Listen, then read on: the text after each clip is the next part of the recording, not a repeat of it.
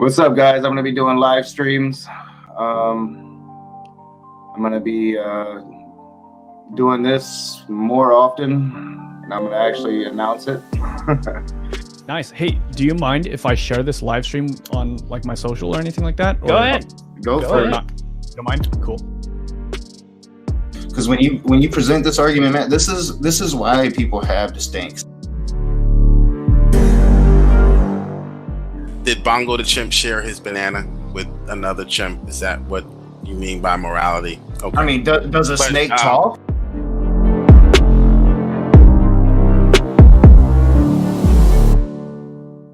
Well, I mean, if evolution's true and we all came from a single cell, technically, isn't that pond scum that we come from? Pond scum is pond scum. A single-celled organism is a single-celled organism. At the end of the day, the evidence is not. I mean, we might just have to agree to disagree on that, but yeah, I mean, we're going to. I mean, for one, you give yourself away with the pond scum evolution thing. You are proving to be exactly like Matt Powell. Well, don't we come from pond scum? What's up, you heathens and demons, you sinners and saints, you blasphemous, beautiful bastards. Welcome back to The Rage. John is here. I am once again postponing the Matt Powell thing because I can't decide how I want to do this final one. And I'm thoroughly aggravated this morning, if you saw my stream earlier, my little half an hour rage rant. We'll talk about that a little bit. So instead, I decided to do somewhat of an open room. I'm going to be selective. If I don't want to talk to you today, I'm not going to.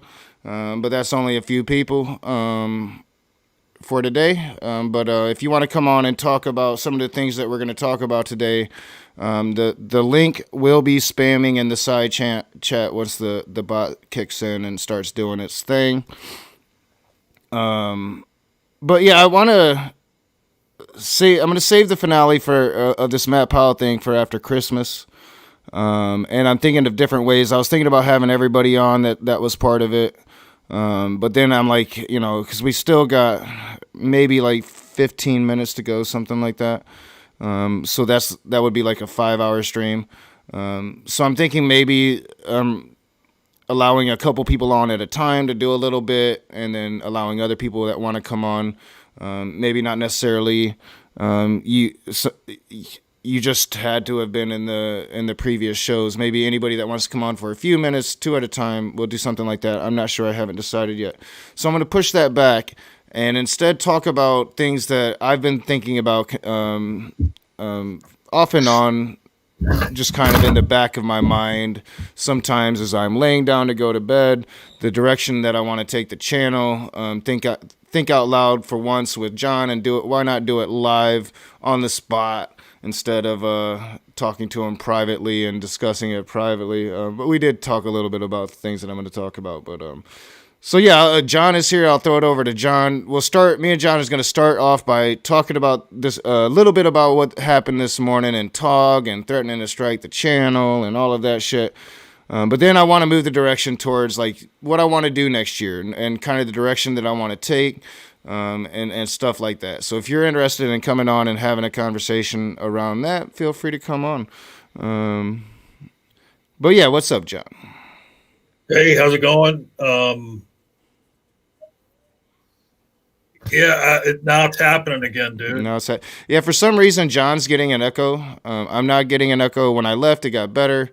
And now he's saying it's... I mean, it's not really an echo. It's my voice. Yeah, and the delay is even bigger now. Coming up my speaker, like I'm hearing my words like 3 seconds late. It's really weird because I don't like again. And we were talking about this before. Now we're live, and that really sucks. Maybe I'll have to leave and come back, and maybe that'll help John. But I don't. I use my headphones, so I don't understand speaker issues. So I'm gonna leave, and I'm gonna come back. It should. Well, So, I don't think you can leave. It'll end if you leave. It's not going to end. It's just you won't be showing. So what I'm going to do here is let's put it over to an off-camera scene. So sorry, audience, but for some reason, John is getting an echo. We're going to see if we can fix it. If not, you might just have to deal with it, John. So let's see what that looks like. Yeah, that's a good little preview right there of, and I'm going to leave real quick, John. I'll be right back. That's a little preview right there of a video coming out soon called The Long Lost Daddy, or Smokey Saint's Long Lost Daddy. Let me get back into StreamYard.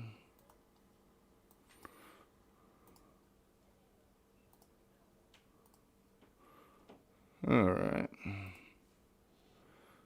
We're going to hope this helps John. All right, John, are you still getting an echo?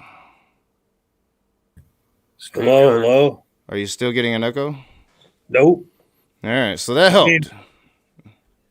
Yeah, I mean, it wasn't really an echo, just like coming out of my speaker like a few seconds after I talked. This helps, John. I hear you playback. All right. All right, I had my phone turned up while you were gone just to see. We need to get you some headphones, my dude. Well, no, I've got headphones. I just have never used them because I don't understand. Like if I don't use headphones, then there's an echo when I stream, but you don't have that problem. That's really weird. Yeah, no, I've never used them. I mean, because of I guess it's the setup. It doesn't. The sound that I get from us streaming doesn't go back through the mic for some reason.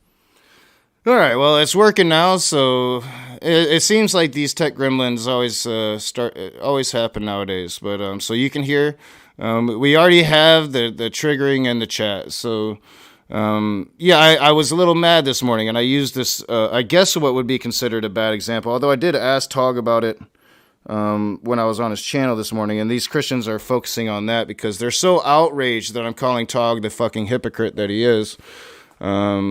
But so they're focusing on this one little part because when I showed that Tog has my streams on his channel, and I asked him about it, and he said that there was commentary.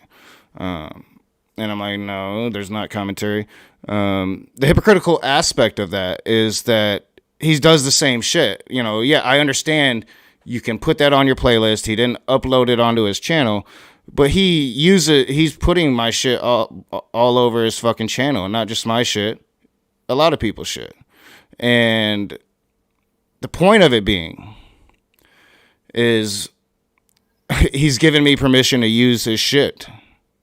Outside of, if you go on somebody's stream, you can mirror the shit. I mean, it's never been a fucking issue. I've never ever woken up to somebody threatening to copy strike me over me being in their stream and using that material. Never. Jill, all the time, uploads. If he comes on my channel, he mirrors it, he uploads it, doesn't put nothing into it. I have never once considered giving him a strike. The point being was he does the same shit. Now, I fully understand now because, you know, he's dishonest and vindictive, that I need to follow the rules exactly. You know, I forgot. You can't break the rules ever, John. You can't break the rules ever, not even with people that tell you can. This is like when me and Smokey Saint had this conversation. He was like, why do you follow the guidelines of fair use so well? And I'm like, because I can't trust you fucking Christians. It played out in real life here. So I deleted the fucking video. I'll play by the fucking rules. And now I just see Tog for what he is. Never in a million years when I made that video did I think I would wake up with threats of a copyright strike. Never in a million years. But yes, I was a little angry this morning. I used a bad example. Fuck y'all. It happens. Kiss my ass. All of you can suck my dick. You know, one of the people in the side chat talking about this shit, Mr. Lizard, you was in that side chat in Smokey Saint stream. You didn't speak up either. Coward.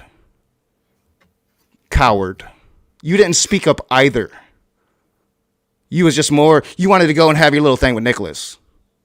You didn't give two fucks about Smokey Saint saying the shit he was saying. So you can go fuck yourself with your self-righteous little ass. I said it. What up, John? I'm a little angry. I don't even see, did you Did you erase your stream from this morning too? No, it's on the Raging Atheist playlist. Yeah, I don't see it.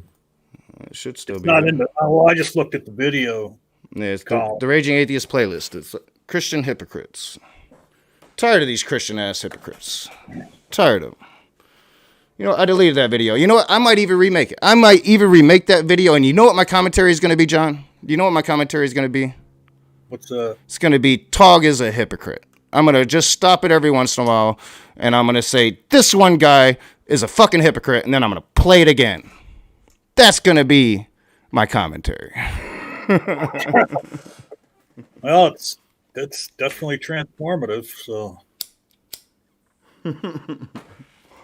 Told you, I'll think about bringing you in. I'm not too sure if I want to argue with Christians this morning. I want to talk about atheists. yeah, he says. I don't know. He's saying he never made a threat. That's funny. That's funny. That's But he only that's asked really a question. That's really funny. But all right. But I want to talk about this channel today.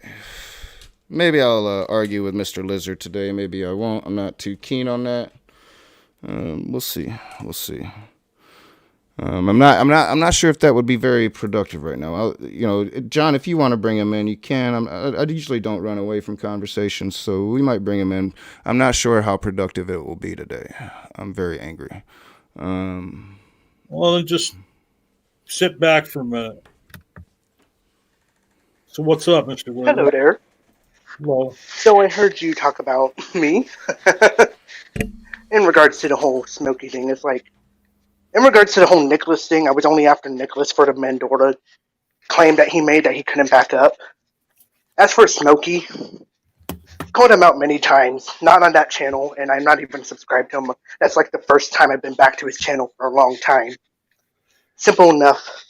Hey, Knock, you With have Smokey, I do call him out. And I do say that some of the stuff he says is just straight up stupid, including within regards to Nakasuchi and backed on one of Tog's streams when P. Mars was just spitting out his nonsense. I was actually trying to counter what he said for the most part and saying that Smokey is just making all kinds of stupid assumptions and looking for the most stupid, for the most, in a sense, evil outcome he could come up with.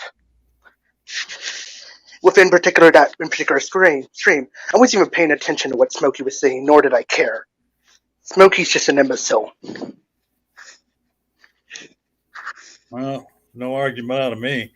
But so, just to answer to, Nakasuchi's specific beef that he elucidated a few moments ago, he said that you were in the chat or something during, when Smokey was making his dumbass comments about Knox X and that situation. Like, did you have anything to say? And like I said, I have, not on that stream in particular, but I have before said that Smokey's claims are just stupid and dumb, and he's only going for, like I said, the most the most evil claim he can make. It's like he doesn't even try to consider any different kinds of possibilities. Like, I came up with a possibilities like, well, maybe at one point she wasn't Christian and then she converted and now she's a Christian.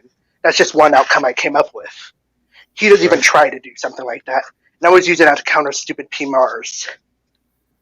And it wasn't in that stream, but it was in one of the other streams that Rage jumped in for a couple minutes and hopped out of. It was Tog's stream, not Smokey's. As for being on Smokey's channel, I've always was only on there just to chase down Nicholas about the Mandora claim.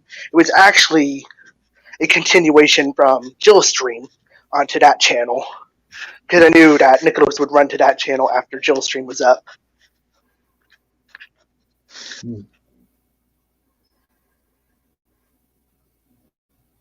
So, I mean, I'm trying to. I'm very upset this morning. So I really don't care about any of that shit.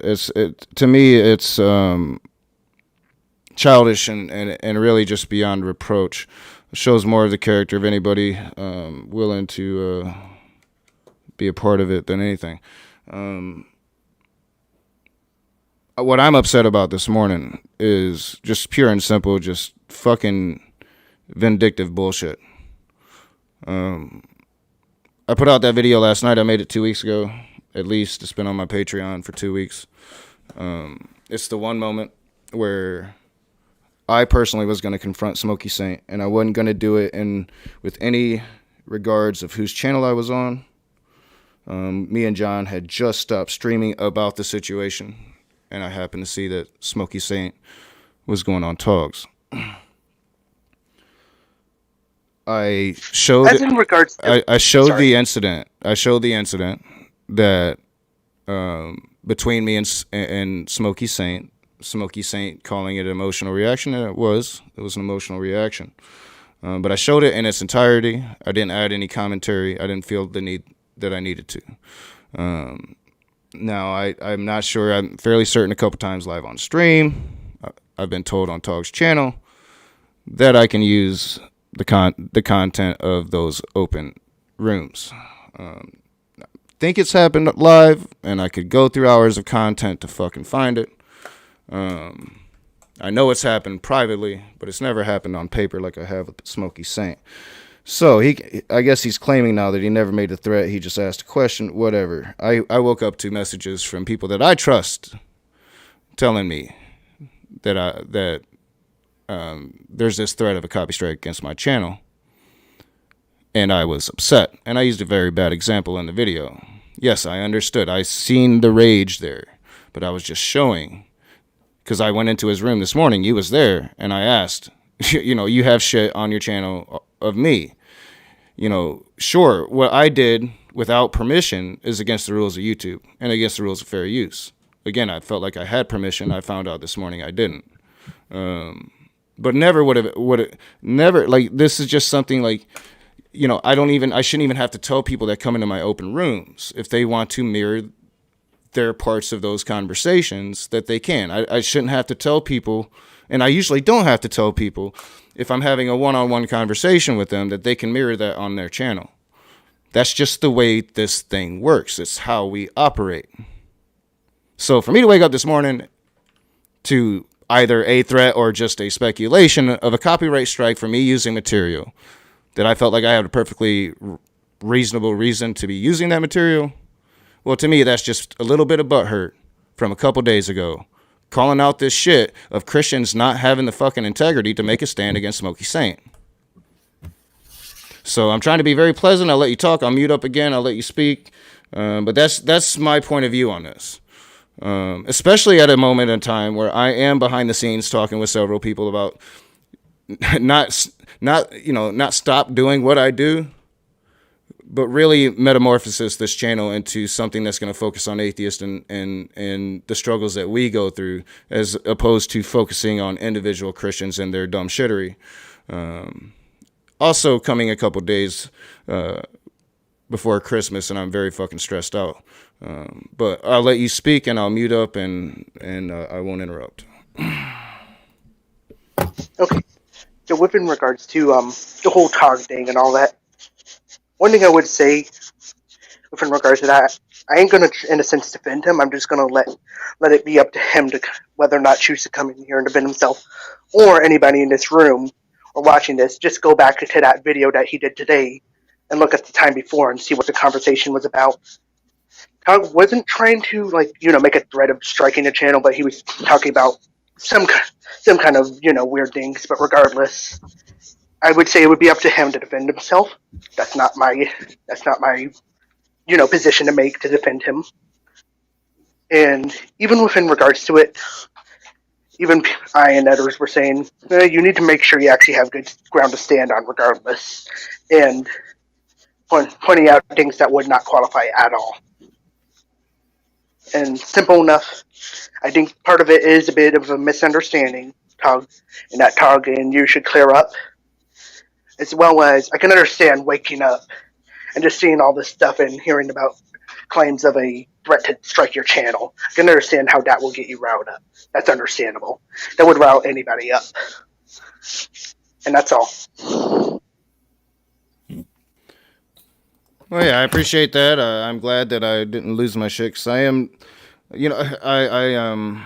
and this is something that I'm going to be talking about today, and something that I want to hear from other atheists about is the fact that I've allowed I've allowed my OCD, or what's the best way of putting this? Because I've been thinking about this really for a while. So I was very staunchly anti-theist for a long time. I made about, I don't know, a year's worth of videos. Never live streamed. Never did any of that. Talked about it a lot of times. Didn't know there was a live streaming community. Didn't much understand YouTube. Only watched a couple atheists, and they made edited videos. So I was very anti-theist, and I started live streaming. I started talking to people. I found a community of atheists, and they were a lot more open than I was when it comes to religious people. And I allowed that to kind of affect me for a while. Because in my life, religious people have always just fucked me. I mean, you have family that tell you your whole life that they love you unconditionally, and then you find out that there is that one condition, because the moment that you don't believe in the God that they believe in, that shit's out the door. So I opened up. I allowed certain theists to kind of get through my little walls that I had, my little self-defense mechanisms that I had. At first, Christians of a different ilk. This one guy being one of them, Richard Madsen. The messenger reveals just Christians of a different ilk that weren't so goddamn judgmental of everybody else. All right, I'll let you in a little bit. Then it happened with pagans, and I let a couple of them in a lot. And that shit went to hell. And the same shit happened. And my anger came back. And I've been angry ever since. And I've been focusing on Smokey Saint. And Smokey Saint kind of reared his head at that perfect time. After all that shit with the pagans happened. That now I could have a focal point of my anger. And I think that has made me somewhat sick mentally over the last several months. I haven't been happy. I've talked about it. I've been burnt out. I allowed my OCD to just run rampant. Putting together the playlist on Smokey Saint, and you see, this happened over a course of 3 to 4 months, and I have 47 different things on this one person. It's really time to start looking at what I'm doing here. Is this healthy for me anymore? And while I enjoy the confrontations, I enjoy them in spurts, and I don't want it to be an all the time thing. And I'm not sure who this Sam is. We're gonna assume. Yeah, who is Sam? We're gonna assume it's the Sam we like. We will be on guard for any porn bombing, John. So. Hey, what's up, Rage? How are you doing? Oh, pretty good. It's pretty good. I'm not sure which Sam I'm talking to. I'm talking to Thick Shades. All right, I'm not sure. My memory's shit. But welcome. As long as you're not gonna porn bomb, we're good. Porn bomb. I got no porn for you. It's just something people are doing nowadays. You've been on YouTube and for a couple of years, I think. I don't know, 4 years. 4 years total, probably. Yeah. Yeah, I talked to you long before. Yeah, you sound kind of familiar. I kind of recognize your voice. Yeah. Well, I didn't really talk to you personally, but I was in the comment section. Oh, all right, I got you. Yeah, but if Thick Shades would ring any bell, that's fine. But it's okay. It doesn't matter. But I kind of like where you're going, so keep it up. Oh yeah, I appreciate it. So yeah, so essentially, it's I'm looking at this. I've been talking to several people behind the scenes. John's kind of hearing for the first time, but I think he's kind of maybe felt, just by the way I've kind of shut down. Like I don't want to do smoking no more. I don't want to cover these live streams all the time anymore. So I think he's kind of got the gist of it. But I've just been thinking like, what am I doing here? Is this productive? And I think to a point it has been very productive. I think it's been especially productive the last 6 months. I felt like the channel's really come back to what it started as. But I don't think that it's productive for me personally, mentally, to continue doing the things that I've been doing and focusing on these individuals that are very, very atrocious, right? So I'm closing out this chapter, and I'm thinking about all of these things as all of this drama is just perpetuating. And of course, you know, I'm very pragmatic. I look at the numbers. I see that people really love the drama, and I honestly don't mind doing it. It's something like I've often talked about it. In the midst of it, it feels very gratifying to me sometimes, and it stems from all of that old angers from the past. I'm able to get out of that. It's very therapeutic. But moving forward with the channel, I'm really wanting to focus on atheism and focus on coming out of atheism, stuff that I focused on a little bit in the past, while still doing the things and being the bulldog I've always been, but just being a better representative. Now, with all of that being said,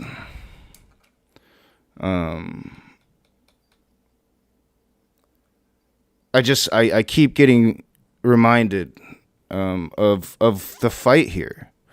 And that fight is that we are two sides that live in vastly different worlds.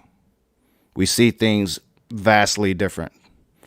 And one of those sides, now whether some Christians are going to come on and try to rationalize or justify the things that's in the Bible, but one of those sides have a Bible that justifies and rationalizes the murdering of people like me. And it's time to start seeing this as a war again. That's my personal opinion. And I've been telling John this for a while because I'm tired of being nice. I'm tired of waking up and being disappointed by these fucking Christians. Of these people that I shouldn't have to fucking worry about this one guy even considering throwing a strike on my channel for me using footage of me confronting the motherfucker that said the things he said about the mother of my child. Shouldn't have to even consider that. But yet here I am again, once again, regretting letting a theist through those walls. So that's where I'm at today. I'm very aggravated. I'm trying not to take it out on any one particular person. But it's just a very long progression now of these theists who like to say that they get their morality from their God. Just being one let down after another. And I'm tired of that. Well, Smokey, oh my lord, you know, I've been here for over a decade, but you know, I don't know. For me, in my opinion, Smokey is just a babe. You know how babes are. You know, they just throw a tantrum and puke and things like that. Crap. When you are mature in Christ, you know, you can discern what's, you know, true and false. It's like, I don't know, it's like whenever I see Smokey, it's like seeing him like a babe, you know, not even knowing, not being able to discern what is true or false. So, I mean, you know, I wouldn't let him bother you, you know. I maybe he has something on you, but hey, what can I say other than he's a babe? You know, well, you know how babes are. Yeah, and Smokey doesn't really bother me because Smokey's Smokey, and I 100% think Smokey Saint's a Poe. I don't even think he's like a real Christian. I think he has an agenda, and he thinks that this is what's going to, I don't know, make him break out in the world of YouTube to where maybe he doesn't have to work anymore. I don't know.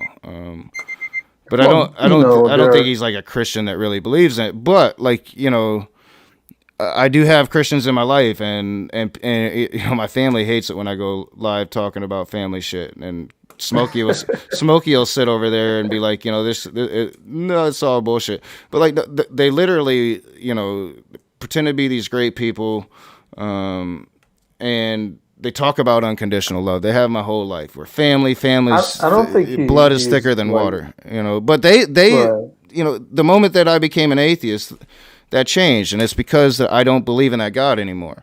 So automatically their indoctrination places me as an enemy, and I'm not their cousin anymore. I'm not their nephew anymore. I'm not what I was before. You know, I'm just not. So, and I think that's the thing. Like when we're trying to be too moderate, when we're trying to be like just really accepting, and I've made this mistake time and time and time again. Christians just aren't accepting of us. We're playing a game, but we're not playing by the same rules. You know, like there are different race and different range of like people, including atheists or Christians. What I'm just trying to say is that Smokey is just a babe. Yeah, well, I get that. You know, it would be prudent to judge him as a Christian. And he would be representing all the Christians, you know. So, hey, I mean, again, if I were to say that, oh, this atheist is in such a way, therefore every atheist in such a way, you know, that would be kind of like premature. And also, like, you know, it won't be good for me. And why would I let myself to be dictated by this one particular individual? You know, that won't be wise. You know what I'm saying? You know what I'm saying, Rage? Oh yeah, I get that, and that's why, like, you know, I just don't think that this has been very mentally healthy for me, and especially it couldn't have been for Smokey, because now he's resorted to the level that he's resorted to, and yeah, I totally get that. Like over the last 6 months, since the shit with Ali happened, you know, I have been noticeably seeing myself go more and more back to the staunch anti-theism of before. And I understand, you know, I understand psychology. I understand my psychology, and I understand that these are all reactions that I'm having, and that they're perfectly sound defense reactions that human beings are going to have. But I can't help it. And when it continues to happen just over and over and over again, it's why be accepting of those that just aren't willing to be accepting of us? And outside of that, I've tried to fight against it several times now. The one Christian that I've really felt a connection with is that Christian vlogger, Justin. And he's the one Christian that's really been able to, that hasn't broken that bond yet, that hasn't been that disappointment yet. And so if I need to kind of reel myself back into the middle, I go to his channel, I watch our interactions, I talk to the people there in his comment section, I reach out to Justin himself. So I've tried to stemmy this what I've been feeling these last few months. Well, like for example, like if he were to disappoint you, like Justin, I don't know him, but if he's going to disappoint you, are you going to lose faith? Well, I don't have faith. So like when I talk about that, when I talk about disappointment, I'm just like, just straight up, just be non-human with me. Just like this morning, you know, waking up just through your anger, just being completely fucking petty. Because human beings are going to disappoint you. I'm sure I've disappointed John several times. You know, right now, we have a disagreement. John doesn't think I should talk to Matt Powell again, especially not face-to-face live. And we just have a disagreement. And I'm sure that I disappointed him when I refused to listen to reason on it.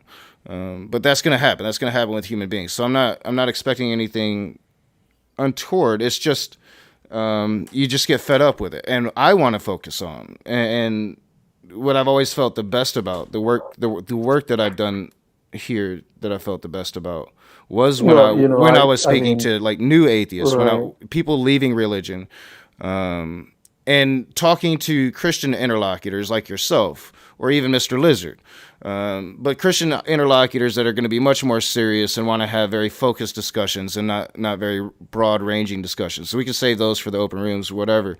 But I don't want to be focused on personal life or what I am as an atheist or any of that. Who really cares? Who really cares if you are made free in Christ? Who cares if anyone trying to enslave you in any way? What I'm getting you is like, oh, because of this guy, I'm acting this way. Well, no. You are still bound. I don't understand how. Wait a minute. Hold on a second, Sam. I don't understand why would you respond in that fashion? I don't get it. Yeah, I mean, I don't I'm not understand it. you cry to. Well, the reason why I Hold on. respond, Let me finish my statement. yeah. You're saying if you're free in Christ, why do you think that has any probative value with what Nakasuchi's talking about right now? He's obviously not free. Well, because let me answer your question. He's obviously not free in Christ because he doesn't believe Christ is the Son of God. He doesn't believe God exists.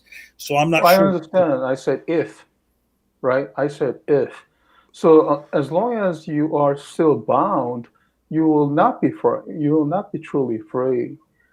If you are truly free in Christ, if you are made free in Christ, those things will not bother you much. I mean, I understand that you let yourself bothered and you are enslaved by those talks or whatever, smoky and things like that. But when you are made free in Christ, those things don't really matter, does it? Well, maybe not. Yeah, no, I think what you just said is 100% pure fucking bullshit. Yeah, I don't understand it. I mean, you're being a nice guy and everything. I mean, I'm not trying to badmouth you as a person. I understand. The words that just came out of your mouth are horse shit. Okay, it has nothing to do. Well, I understand that you want to degrade me, saying that whatever I say is shit. So, but this actually. Back it up, though. Well, so here I will a little bit. So this is actually exactly what I'm speaking about here. So it's the near impossibility of a true believer or a Christian, a person that believes in Jesus Christ, to do an inner critique of my position as an agnostic atheist. So like when you make those comments, yeah, you're making those comments as a Christian, unable to see that, I'm going to go a step further. Like, I don't even not think that Jesus Christ was not a God. I'm not even sure if he existed. So it's impossible for a Christian to truly even understand where I'm coming from as an atheist. There's always a timing for everyone. I'm just saying that when and if you get a timing for everyone to find Jesus. I mean, that for me, that was 20 years ago, or actually, that would be roughly about 35 years ago when they were trying to push that onto me as a child, and definitely nobody can push anyone. Otherwise, if anyone push you and you're saved, then he will be God. Nobody can do that. There's always a timing for an individual. There is a timing for you too, Rage. No, I don't. Either way, I'm just saying that I don't think that it's wise to let yourself bother. You just be patient and. Well, that's I am actually in agreement there. I think it's been very unhealthy for my mentality to focus on these individuals as I have, instead of focus on Christianity as a whole. I used to feel like I was getting in trouble for painting with a broad brush.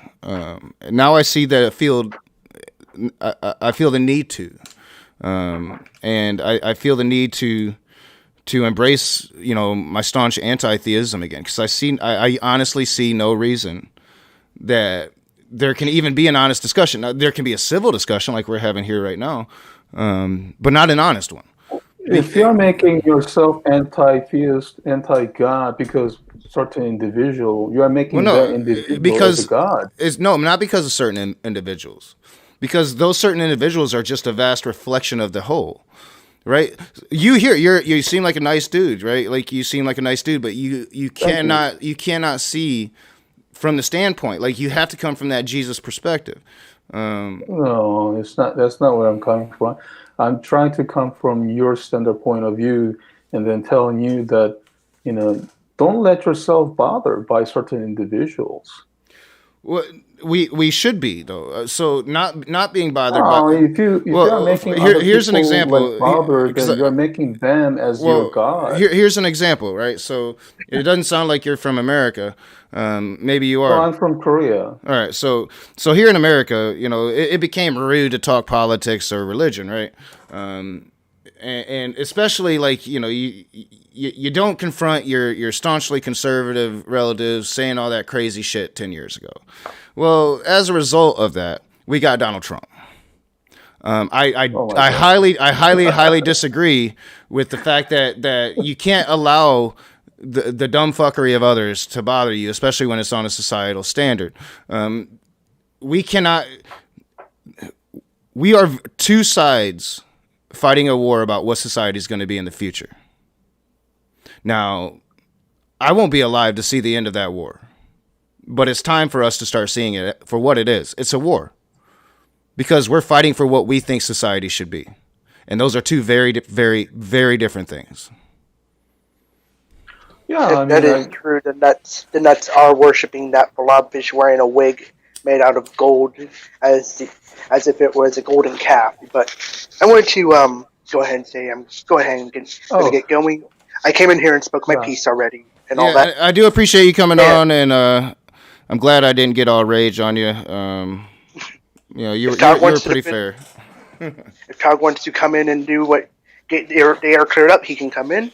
That's not my issue. That's his issue with you. I saw he sent me a DM on Twitter. I haven't read it yet. Maybe I will. Okay.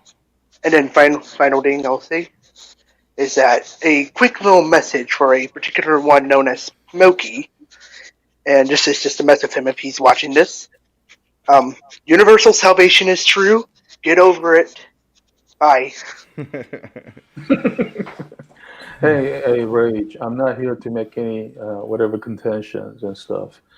And all I'm saying is that, when you let yourself bothered by certain individual or people, you're making them as a control, those who would control you. It is you. It's your life. No, I agree with that to an extent. I really do. I'm not sure who that is. That's if someone's going to flag you, then flag me. I've been flagged. My channels have been terminated for like several times, but who cares? I'm always back. I'm always here. Well, again, it's more of a matter of allowing people to get to you like that, and that you're right. That's my fault. And when it comes to like the people, when it comes to focusing on individuals, I totally agree. I don't think that it's mentally healthy, especially because then I bring the focus on them individually instead of on the religion that's bringing them to that. And that's what I want to get back to, and that's what I want to focus this channel on moving forward is atheism and atheists, and what is our definition of the world we want to live in? Because that's what's vastly different, and that's what's at stake here. If we allow a dictator to slip us back to theocracy, then blasphemy laws become a thing again, and heresy laws become a thing again, and people like me have to go into hiding or we die.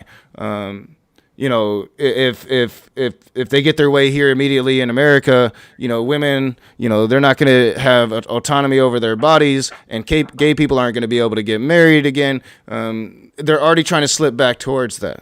It wasn't that long ago here in America that Christians were burning people like me at the stake and calling them witches. I made the mistake of trying to be too fucking open-minded here. The raging atheist became the mildly aggravated atheist. When in actuality, the war hasn't been won. Society is at stake, and it's time that me and other atheists realize it. And I want to provide a place for atheists or even theists that think likely, but allowing a theist in, no, I'm not going to be disappointed no more. Even Justin, like even that Christian vlogger, I can't trust him.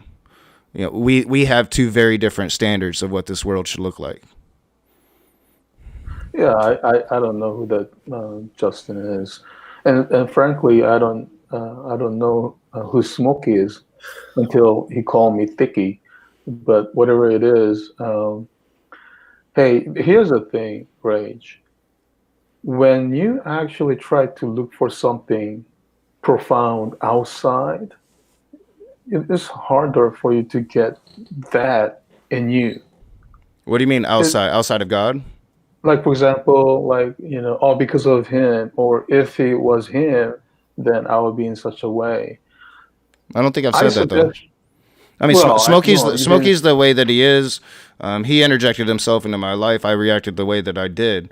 I came to the conclusion that it's not it's not mentally healthy for me. And when I was going to go back on that, I had a friend like John Peterson convince me otherwise. I don't think he's a babe. He's a babe, but so you say that, but what is he saying that most Christians don't agree with? Well, like for example, he's throwing tantrum. Yeah, but a lot of Christians throw tantrums. Well, I mean, yeah, but there are different range of like. I've had Christians tell. I've had many Christians tell me far worse stuff than Smokey Saint has ever said. Smokey just talked about somebody, that he doesn't know. I've had Christians, tell me they want to kill my child so she doesn't go to hell. I've had Christians call me reprobate. I've had Christians call me all types of names. All horrible things. But they're not God, are they? No, they're not. Right. Nobody's God. So it's not important. Even. God's not important. Well, God never told you any of those. Right, because God doesn't exist. How do you know? That's just my belief. Well, I'm sorry, I don't share your belief, though. God. Show me a God. How can I show something non-physical? I can show you oxygen. Oxygen, you can actually observe. CO2 and O2, you can actually observe. Wait a minute, but something God's all powerful. Something non-physical. How can you like? God's all powerful. I mean, if you have a method, like for example, if God if you have a method to actually observe, God is all powerful, then I can actually show you God as you wish. But how can you show something non-physical, such as God? All right, so you're one of them fuckheads that doesn't know when to shut up, right? So you're muted now. Look, if God is all powerful, shouldn't he be able to make it so we can observe him? You are living. He already made that proof. The fact that you are breathing, the fact that you have life, is actually proof of God. No, it's not. It's proof. Not It's at all. proof of Why life. is that not? It's proof of life. The fact that you have that living soul. We have actually joiners. Proves of God, John. Yeah, that's just a claim on your part. It's not proof. It's your existence is that very proof. No, not at all. Are you saying you're not existing? That's just a claim on your part. Are you saying that your existence is just a claim? I'm saying that you saying that my existence is proof of God is just a claim. Why May is I it? interject real quick? Oh, hey, what's up, Todd? Hey Sam, how you doing? Good. I just wanted to say that my video's done uploading. I just wanted to post the link in here. It explains everything. I have nothing to say, but the video says it all. And I'll just leave it at that. Take care, guys. I'm posting it in private chat. I don't have a link to post it in... I don't have a wrench to post it in the side chat, so I can't post it there, so I'm posting it in here. YouTube isn't letting people post links anymore. It does for me. I'm special, I guess. I don't know. I can do it all the time. It looks like it, but it doesn't show in the chat. If you have a wrench, you post it and it'll show up, and then like if you refresh the page, it'll be gone. That's crazy. Okay, but yeah, the video says it all. It's what. Just watch it. You can watch it live if you want to. Just watch it live. Take care, guys. God bless you, Todd. Hey, what's up, Sydney? I haven't seen you for a while. How are you? Yeah, how are you doing? I'm doing very well. You're still an atheist? I'm a very strong atheist. Why? It's been like several years, man. Wait a minute. Why would you be an atheist, dude? The fact that you're alive proves God exists. Okay. Oh, I'm convinced. There you go. Yeah, there you go. Okay, what's the next subject? Thanks, Sam. You turned the phone. So I'm just saying that all these several years, you're still breathing. I have been a very strong atheist, just like the Rage, since I was 9 years old. Have you been a strong atheist or anti-theist? I don't think I'd consider myself an anti-theist. I'm more of a strong atheist, and that's my position. I see. Well, I truly hope that you can find God one day. I'm a 7 on the Dawkins scale. I think everybody who's been looking for God throughout human history has actually never found God. Yeah. I mean, and Sam, to respond to what you said a moment ago, I really hope you find a leprechaun someday.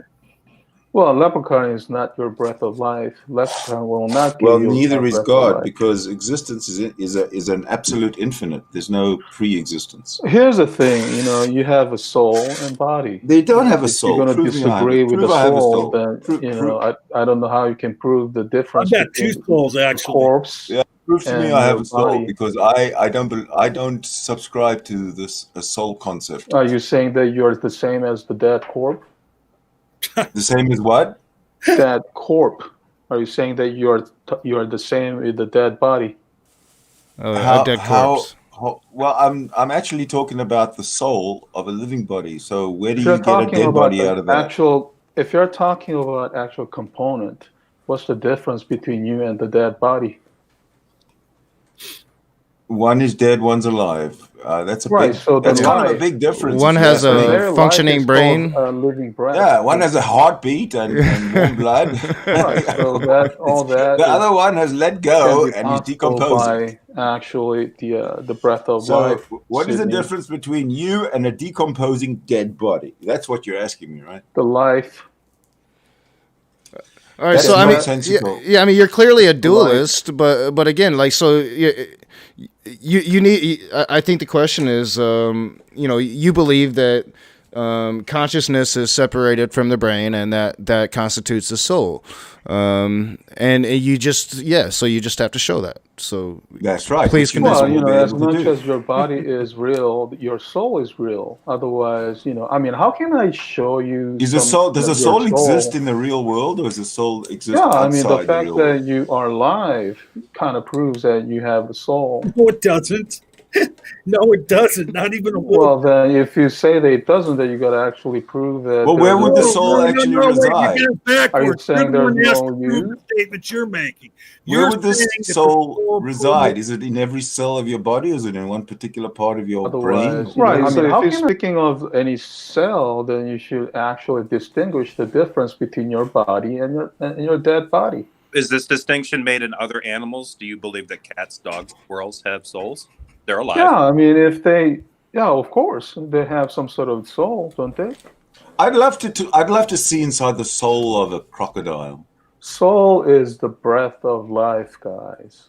But the breath of life is only given to humans. And That's actually a nonsensical claim. The breath of life. The breath of life is an analogy that makes zero sense. Well, I'm sorry that you don't because know that. conception. You can appeal to whatever you do not know all you want, Sam, what I'm telling you is that hey, time to wake up. Okay, your Sam, soul but conception. All right, Sam's muted. Go ahead. Sam, dude. Conception is a sort of a coming together of a sperm and an egg. There's no breath. It's science. So what is operating that? Excuse me? Sydney, what is operating that? What is operating that life? The laws of life. What do you mean what's operating that life? Nature. I'm sorry, Sydney. Certainly no death can operate Well, that nature works in ways that nothing that you think about it will change it. So you have no explanation to life, do you? I don't need an explanation to life. Life is. Of course you do. No, I don't. Life is. You can see that life is. I don't need to explain it. There we are. Here we are. What do I have to explain? Yeah, well, see, and even if life requires a God, you then have to explain how it's your God and why he finds all of this crap so important. But we don't have to have an explanation for why life got here. We are here. We can observe that life is here. Life is a thing. That's not up for question. The question is, how is this God that you yourself say there's no way to even trace at all? That's the question. Ray, the problem is that if you lose your life, it's nothing. Why are you concentrating so much on life when the existence of your concept of God is irrational and impossible for that matter. You got to Because prove that statement. well, there's no pre-existence, so there's no need, there's no Well, necessity you for can just God make if a blatant if statement, existence but it is doesn't an still absolute make any infinite. proof. Why don't you let me finish one sentence? No, I'm just replying to you, Sydney. Yeah, I understand, but let me finish my sentence before you reply. I'm just letting you. I'm just replying. You're just interrupting me. Yeah. I'm just replying. What are you talking about? I'll tell you what, Sam. This is what we'll do. Is so Sydney wants to finish his statement. Whenever you're conversing with anybody in this room, what they'll do is we'll act like we're talking over the radio. As soon as Sydney says "over," you can talk again. Okay? How's Fair that? enough. Fair enough. Okay, just say As soon as over I then. indicate that I'm done with my rant or whatever, then you go with yours. Okay, so this is where I enter my conversation or my debates, and as it turns out, I have zero common ground with a theist when it comes to debating, because when I enter a debate, I have an axiom. The axiom that I carry with me at all times, I don't leave home without it, is that existence is infinite. It's an absolute infinite, just like reality, you can call an absolute infinite. There's nothing pre-existence. So that's the starting point. To walk backwards behind a starting point of infinity is impossible. So God itself is impossible. So to talk about God in any way whatsoever is to talk about some kind of a concept that either you've come up with or that you are repeating, and it's just a concoction from the mind of mankind. That's why I feel that it's difficult for me to debate anybody who even considers that the concept of a God is in any way real. Over. Oh, thank you. Well, it's your problem that the existence isn't infinite. Any existence is actually finite. If you say existence is infinite, you're going to have to prove it, Sydney. Over. I just did. Huh? What? I just want to say to Fossil that, yeah, I mean, it's just an open format. You can jump in wherever you want. You can talk about whatever you want. Yeah, this is actually bringing my spirits up. I'm in a bit of a better mood because I've been real sour all day. I understand. Yeah, I've been watching. I watched your Smoky Saint yesterday. When you really laid into him. Speaking of fossil, as John has mentioned, how do you think that fossils formulate? How did fossils become to be fossils? Forget about that. We're talking about the existence. I'm just addressing of God, which doesn't exist. You first got to get past the God thing. Okay. Well, I think you have to first get over the infinite is infinite. I mean, existence is infinite. You are the one who actually asserted the infinite isn't. I'm sorry. You are the one who asserted that existence isn't infinite. I think that you actually have to prove that. Well, I agree with you that something must have always existed, because something cannot come from nothing. Something physical must have always existed. Something. No, not necessarily. Yes, absolutely, 100%. 1,000%. Something material. Observe nothing coming. Exists energy. Okay, just call it energy. Okay? I have not observed something coming out of nothing. Energy is infinite. There's your simplest breakdown that I can possibly. Science disagrees with you. And secondly, science disagrees with me. I don't think so. Absolutely. Are you a Christian? Are you a Christian telling me about science? Yes. Oh yeah. Tell me that evolution is true. Evolution is true. Okay, so you're not a Christian. I am a Christian. You can't be both an evolutionist. I think it'd be very important to point out that a lot of Christians are evolutionaries. I don't care, but you can't be both an evolutionist and a creationist. They're diametrically opposed to each other. Theistic evolution is bullshit. There's no such thing. Sydney, I am not an evolutionist. If I say that evolution is true, we have to make a distinction what I actually mean with evolution. I heard what you mean. You said evolution is true. What Yes, distinction but of what? I did not yet define what I mean with You don't have to. Evolution's Yes, only one I have definition. to. You don't have to define evolution that's for me. incorrect. I know what Well, evolution means. You you don't make have to a tell me. bunch Thank you. of unsupported Excuse me, can I interrupt here? Hold on a second. I appreciate Artangelo's attempt to educate me on what evolution is. Thank you. Yes, and I there's think actually that many different. I have. there's actually, I I think- have. I'm sorry. I mean, I can substantiate what I am saying. There are different meanings for evolution. If we are talking about second degree of speciation, Bullshit. No. I'm not even going to go down that road. Can I finish? No, because Sydney, it's a bad avenue. Sydney, can I finish, please? When I am talking, I don't like to be interrupted. So when Well, I finish, don't change the subject.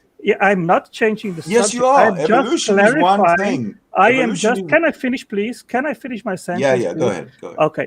So evolution has different meanings. If we are talking about speciation of first degree, which are small steps of rather than saying evolution adaptation, then this is a scientific fact. We can observe that in nature.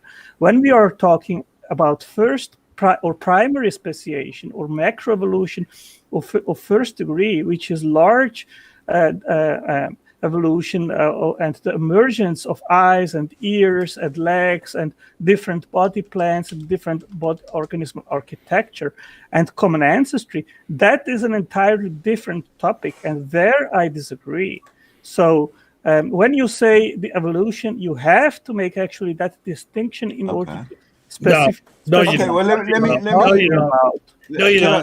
Can I question you a little bit on that? Well, hold on before you guys go down Otangelo's every single time he's No, it's going to be really. Hold on a second. All right. Please. The Fossil has been trying to get in for like 10 minutes now, and every time he speaks, you guys rant over him. So I'm going to throw it over to Fossil and let him make whatever point it was he was trying to make. I mean, all right, well, get to it.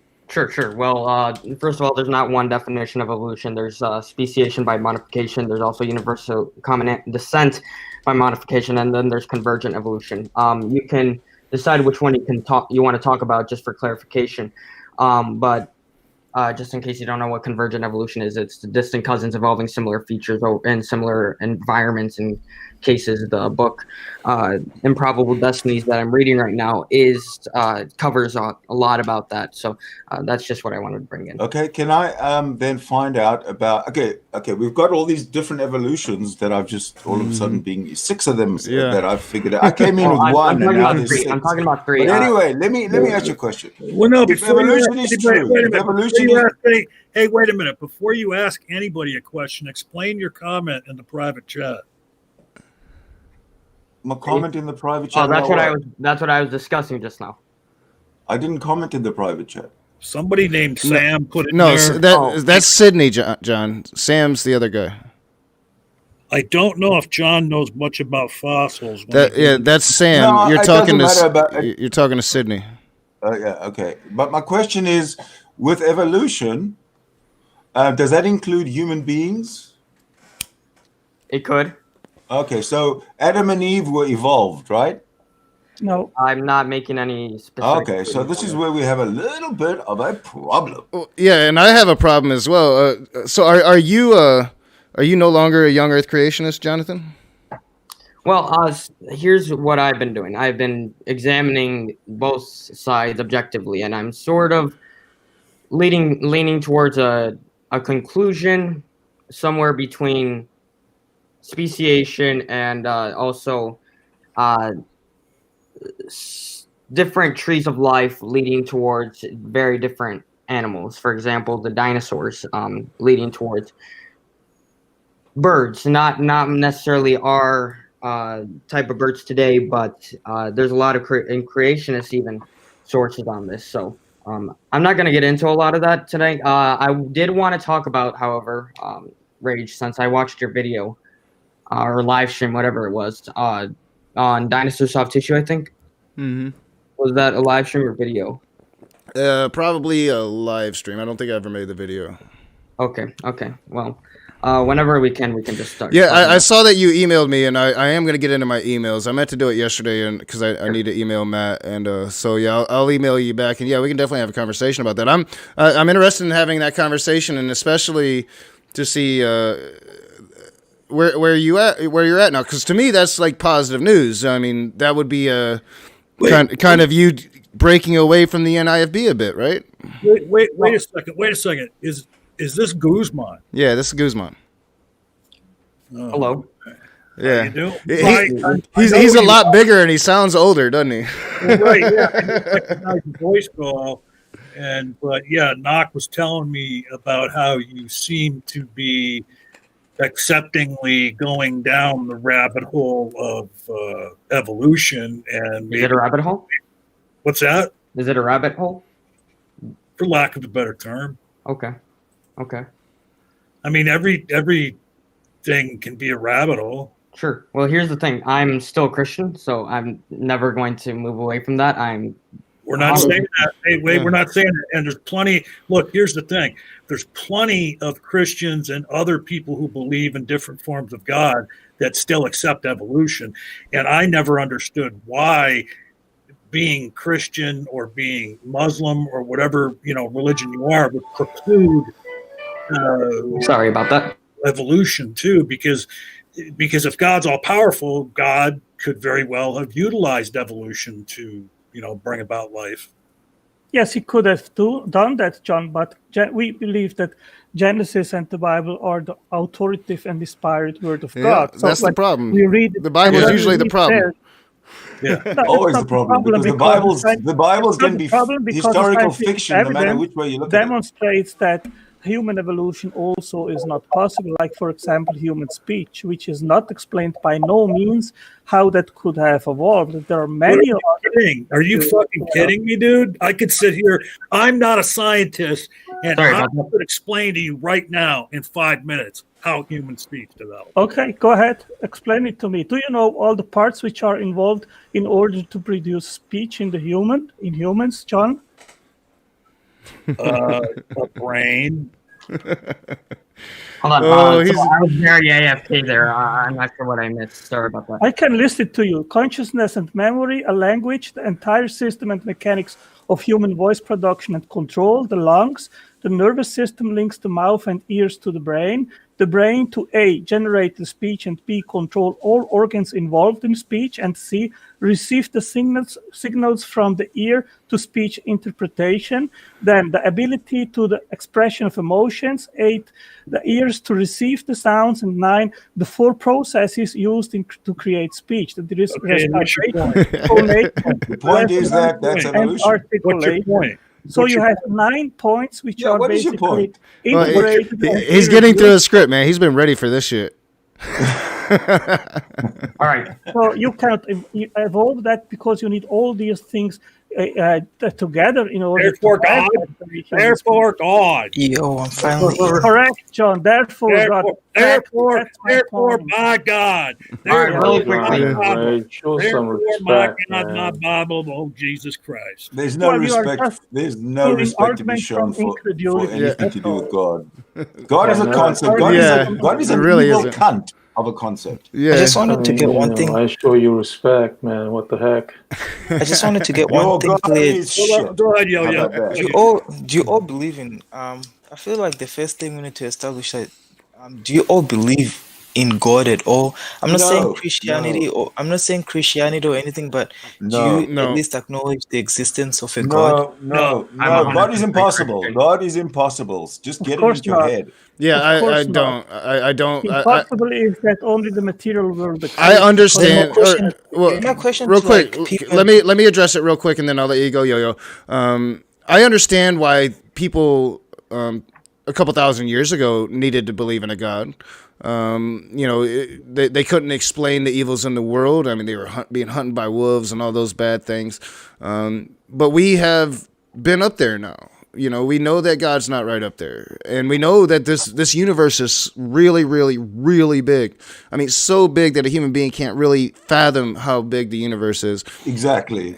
So no, I don't believe a God. I just don't believe in a God. Well, because the universe is big, your you don't problem. believe in a God, Rage? Well, I mean, so on that scale, if a God were to exist, you come to the problem, right? So if a God is to, if a God exists but remains hidden, what point of a God? Join in 30 minutes. Well, God is your not problem, hidden. He has Rage. not remained hidden, Rage. But he has. No. You see, hey, listen, Percy Shelley, you know Percy P.B. Shelley? He says this: if the knowledge of a God is the most necessary, why is Guys, it I'm not gonna the leave, most... but I'll join in like Let me 30 finish. minutes time. Let me excuse me, Let's let let me me finish, and then you can go, Yo-Yo. If the knowledge of a God is the most necessary, why is it not the most evident and the clearest? It is.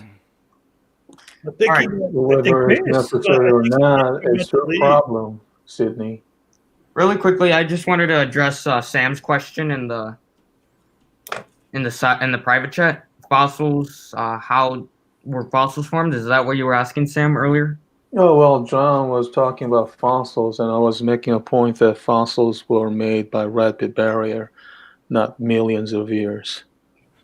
And we do seem to be having like a connection issue with Yo-Yo. He's been in and out. I do believe he's in Africa, so he could be having a bad connection. If you come back in, Yo-Yo, I'll let you have your chance to speak. But yeah, y'all go ahead. Rage and John, I wanted to talk to you about dinosaur soft tissue because I think that Rage, have you read the latest papers, especially the ones that I cited in my video? Well, yeah, that's kind of what confused me, because and maybe the confusion is stemming that I'm still on this, Guzman is a young Earth creationist thing, and you've obviously kind of advanced beyond that. So I need to maybe understand your position a little better, because I was just assuming you still held the NIFB position, considering you was in Matt's movie and all of that. So I still consider myself to be a younger creationist. Now, that doesn't go without saying that there are some convincible proofs for evolution, and I have considered those. And So it's possible, Fossil, that your position could be wrong. Well, yeah, and if you read those papers, like if you've read all the current papers on dinosaur soft tissue, then you understand that no scientist, none of them think that these fossils are 4,500 years old. No. Well, actually, Jim Soliday, Mark Armitage, and Kevin Anderson. Fossils. Armitage fossils isn't. He's not an expert. Fossils, by definition, need millions of years to become fossilized and produce that oil that you love so much. No. Sydney. Hold on. So, some of the latest papers have come out and said that our current model of fossilization isn't actually accurate. Oh, really? Show me these papers. For a long time, we thought that... What papers are you referring to? Was the paper from your pastor? No, it was from Philip Curry and Reese 2020, this May 2020, PhD.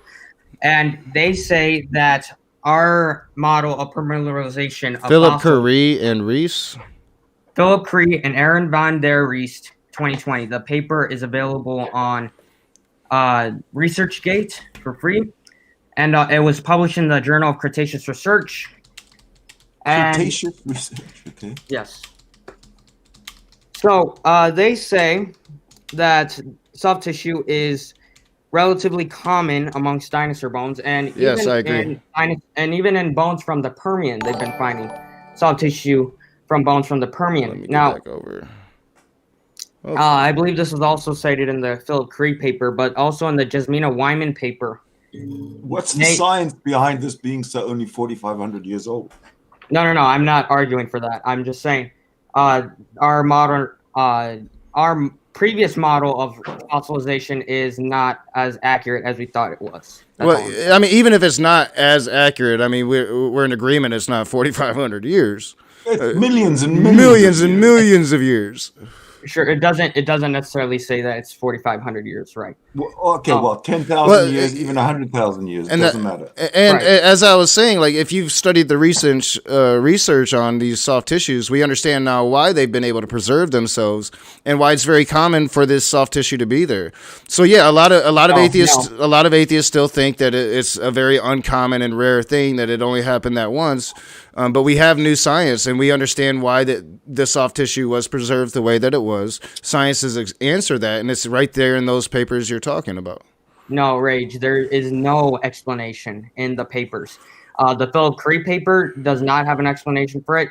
Mary Schweitzer came out with a paper in 2019 with the iron preservation. She was highly ridiculed because of her unrealistic experiments. Hey, Fossil, have you actually read the papers or even read the abstracts or anything Yes, like that? I have read the papers, sir. Yes. So then how do you defend it? Defend what? Their conclusions. What conclusions? That everything was wrong before and now they're right. I'm not saying that. I'm saying said that. Yes, you did. No. I'm saying that our modern model of fossilization is incorrect. Exactly. So defend that. How is it incorrect? It's been defended by several. I'm asking put a you, link so I can understand on it. the private sec area, guys. And I'm sorry, you can actually check out the fish fossils, and there are many different pictures and. So here's one fish example. fossils. Here's one example. Okay. 2010 There's no way they can be millions of years. These are made by rapid barrier, guys. Okay, well, please. we'll probably never come to a consensus on this. So I want to get back to my original question that I asked you guys. I agree. Go for it. And that was, if Adam and Eve was created by God, it was created like he must have sort of breathed, I don't know, or thought Adam and Eve into existence. So Like the 1 second they were there, the next second they weren't there, the next second they were there. That contradicts with your belief in evolution. Can you? There's something that's material and can you tell me what's going on here? I didn't want to talk about this. I wanted to talk about the soft tissue. No. God doesn't. There is no God. That's it. God is impossible. We got to. This is where I'm starting from. We got to prove that God is soft tissue as much as you impossible. like. You keep saying that God is Hold impossible, on, Sydney. but that doesn't even make sense. You got to actually prove your assertion. I'm coming to correct Rage on some of the minor errors. I said God does not exist because that's your opinion, Sydney. Yeah, because in your mind, I'm your God sorry, exists. Sydney. No matter how much you scream out of your mouth, God doesn't exist. It's not going to prove anything. You're passionate, but you're not persuasive. Wait a minute. We could say the opposite to you. No matter how much you scream that God exists. I just told you your breath of life, the fact that you're living. Yeah, but you told me. That's an opinion. Sam. Let's bring some order. You don't have to prove that God doesn't exist. Let me ask Sam one question. All right, so ask him a question, and then I'll bring some order to this thing, and I'll talk to Jonathan. Jonathan, we'll do that conversation one-on-one. That'll be interesting, and I'll have my information with me. Yeah, that'll be interesting. So I sent you a document in the side chat, Rage. Make sure you check that out, because Sam. If God there's exists, some of the papers in there. So see it. All right. If God exists and is self-evident, why do I have to learn about God from other human beings? It's your homework. Why don't I pick it up? Why don't intuitively? you? Okay, let me answer your question, Sydney. I haven't finished. He didn't finish asking his question. Go ahead. Let me finish. Why don't I understand God intuitively without the necessity of having some delusional human being tell me? You do. Well, as I have started to answer your question, it's your issue. It's your issue to solve. It's like homework throughout your life. I mean, many people, including myself, have actually gotten there, but you haven't. But just because you haven't doesn't mean throwing that it right back at me. God You're doesn't not answering my exist. Sam, I asked you a question about the universality of your God. Why do I have to hear about him through you? And why does that be him?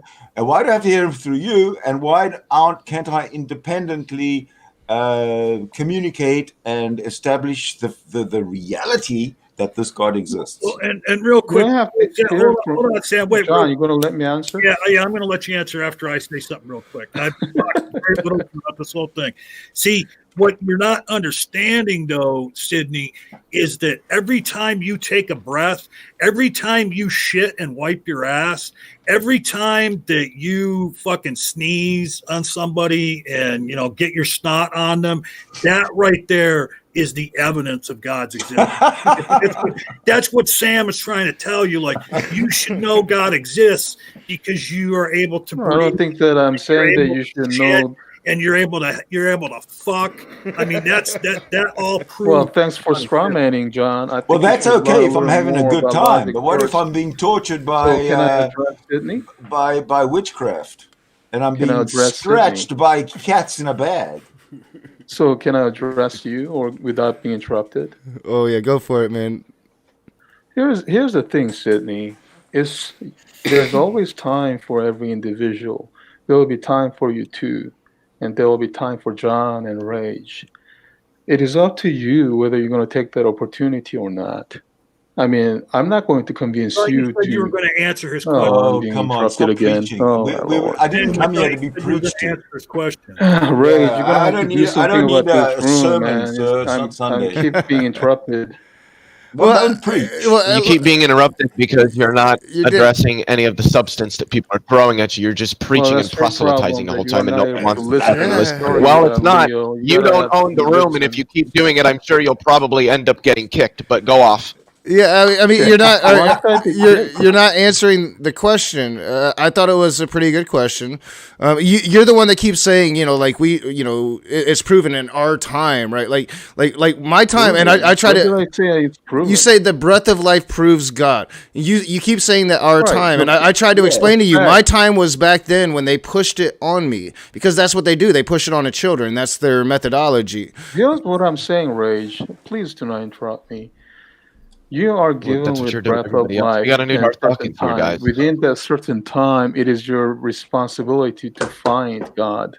The problem is that you haven't yet, and just because you haven't yet doesn't mean that No, the others problem have is that not. the Bible defines Oh, God, man, and we reject that. interrupted again. Well, yeah, no, you're just giving me hogwash. The Bible defines Well, your I'm God. sorry that The gods have you're been actually defined. The gods have been appealing to your defined. ignorance. The gods have been defined, my dude. The Bible defines Yahweh pretty fucking clearly. The Hebrew Bible defines Yahweh pretty clearly. The Bhagavad Gita defines those gods pretty clearly. You can go talk to a Native American healer. He'll define his God fairly There's- clearly. We know what they are. I rejected that. You are like, okay, as much as you are emphasizing on yourself, on Smokey or other guys, or because of this guy or that guy, and therefore I hate Christians or whatever, you are dictating, you're letting them dictate yourself. You are supposed to actually be responsible for your life. I am responsible for my life. There is a time, well, there is a time for you. And if you cannot have that, then I'm sorry. But there are people who have done that already. I hear the words, there's a time for you, one more time. Well, Sam made a very, I'm sorry, very. John. You Sam, are not able to take that opportunity. I'm gonna But call you hopefully out on there will be something. more time for you later on. Well, no, Sam. it's nonsense. Sam, you said Well, something it's in the very nonsense for beginning. you, but not nonsense for those who found it. Sam, you said something in the very beginning of your statement, which I'd like to get a little bit more clarification on. You said it is our responsibility to find God. Now, where the hell does that come from? Because you are existing. The only reason why you are existing is so that you can save your soul. Responsibility to If find. you lose I your have no soul, responsibility to it's find nothing. gravity or electricity. It was just there. If you lose your soul, Sydney, you're nothing. But we've already established there's no such thing as a soul, Sam. No, we have not established that. I it. didn't. You haven't Well, established scientists have established I there's have no such established thing. Well, Doesn't really reality matter has what you say. established. Hey, Phil, Every Christian who are born again has established it. Shut up. And John have not established Reality it. has Okay? established that there's Just no because such you thing have as not soul. established Here we doesn't go. mean that others are not Muted. established. Everybody's getting muted. All right, look. Guys can't talk over top of one another, all right?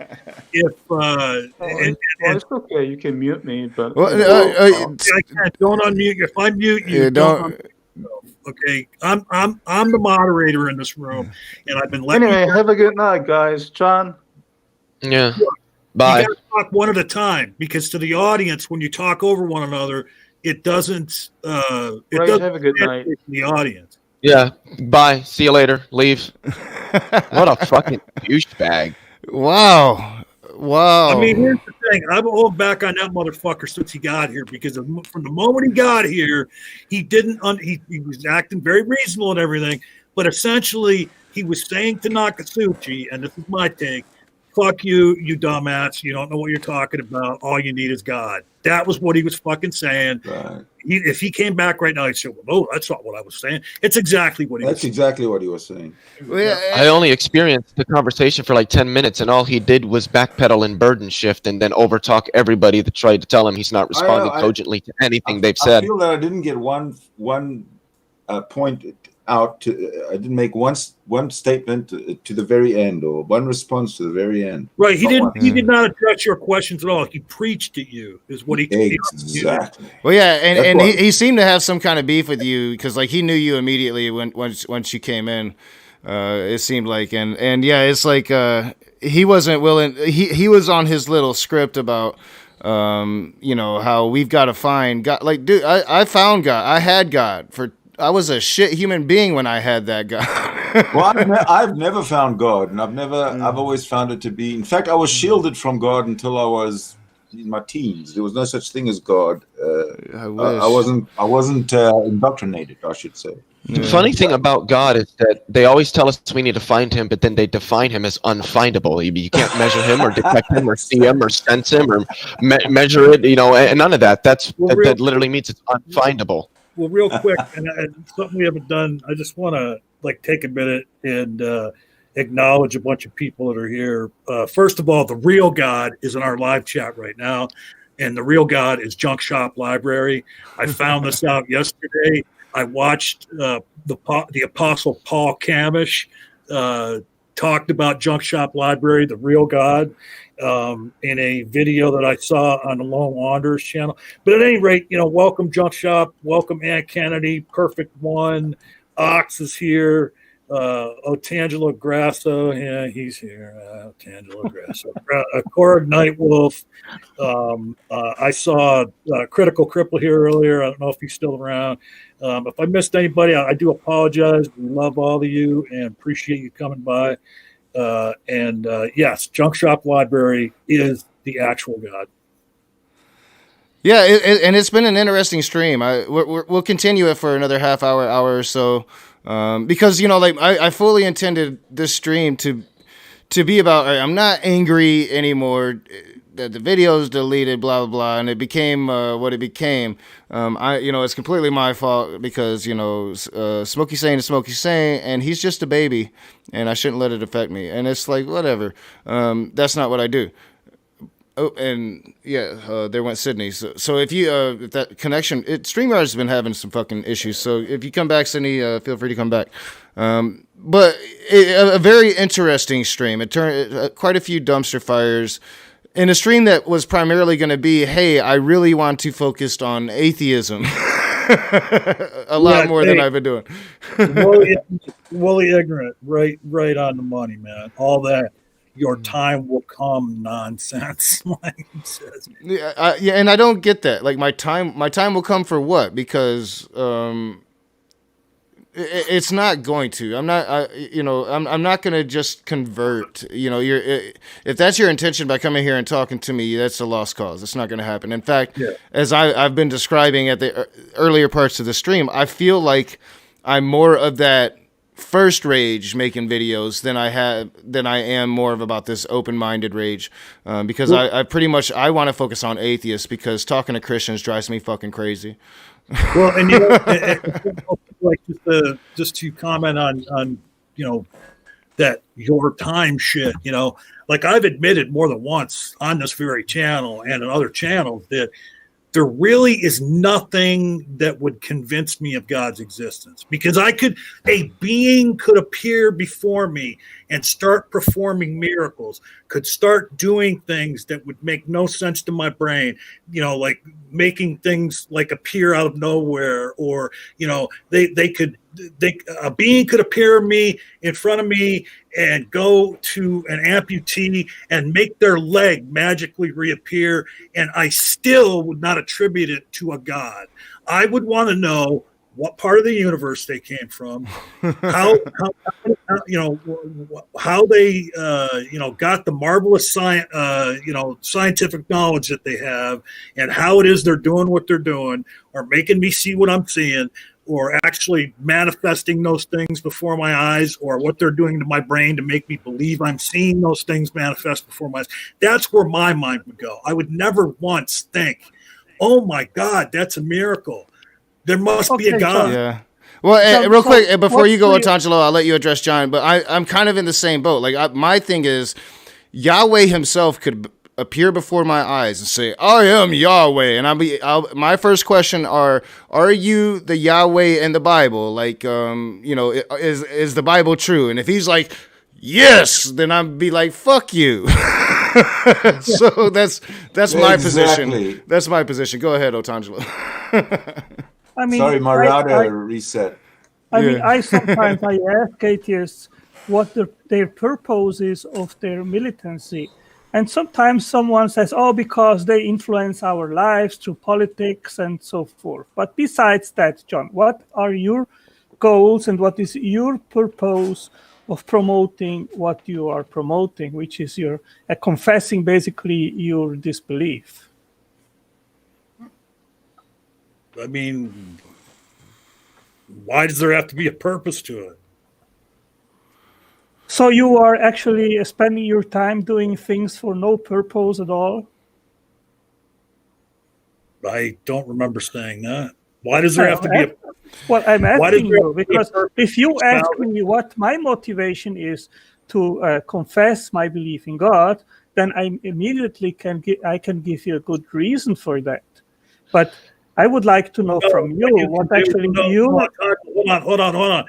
You can give me what you believe to be a good reason for that. It's not necessarily a good reason. Whatever. I mean, I can give you a reason why I do what I do, why I spend so much time doing apologetics and confessing what I believe. So my question to you is, why are you spending so much time doing what you do here and at other channels? Well, having conversations about God. Yeah, I mean, it's basically just that. Why not about Santa and other things which are irrelevant? If it's just about having conversations, why about God and objecting those which believe in God, and why not talking about anything else? Can I provide an answer? We talk about other things. Yes, but you have a dedicated channel here, just raging about theists and belief and so forth. What is your purpose? I think I can give a pretty good answer for this. Well, I asked John. He's asking me, and what I'm trying to make him understand is I don't have to have like a reason or a purpose in doing it. I enjoy doing it. And when it comes to the Apostate Alliance, which we have every week, me and Faye, it's because that all started from the idea that religion hurts people. Especially, people that live in Muslim countries. And to a large extent, all religions hurt humanity. Okay. Oh, yeah? Does Christianity and what Christ stands for, which is loving your next as yourself, does that hurt humanity? Yes. Well, absolutely. Yes? Yes. Wow. So love hurts people?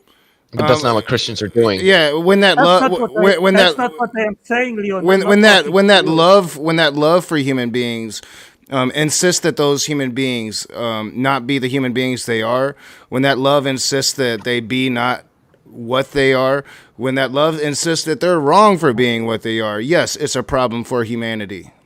I am saying the concept of loving other people, to do good to other people, to care for as them, Leo was about to say, that's not Christianity, Leo. But that's not what I'm saying. Christ's golden rule is exactly that.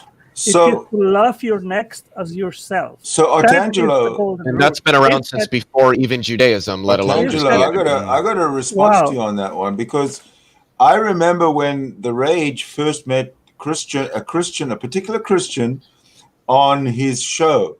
And now you're saying Christians should be loving and all this kind of positive stuff. Well, the Rage met a particular evangelical Christian named Darth Dawkins, and your portrayal of a Christian and this Christian's presence on the Rage's show as a Christian was appalling.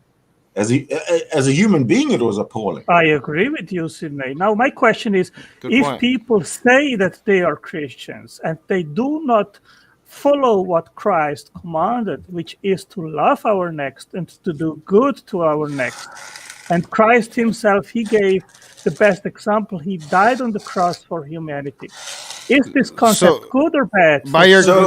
Yes. You're getting all depraved, because whenever you start talking about Jesus dying on the cross, my mind goes to the Christian crusades against the pagans and the Muslims and anybody who wasn't strictly Catholic.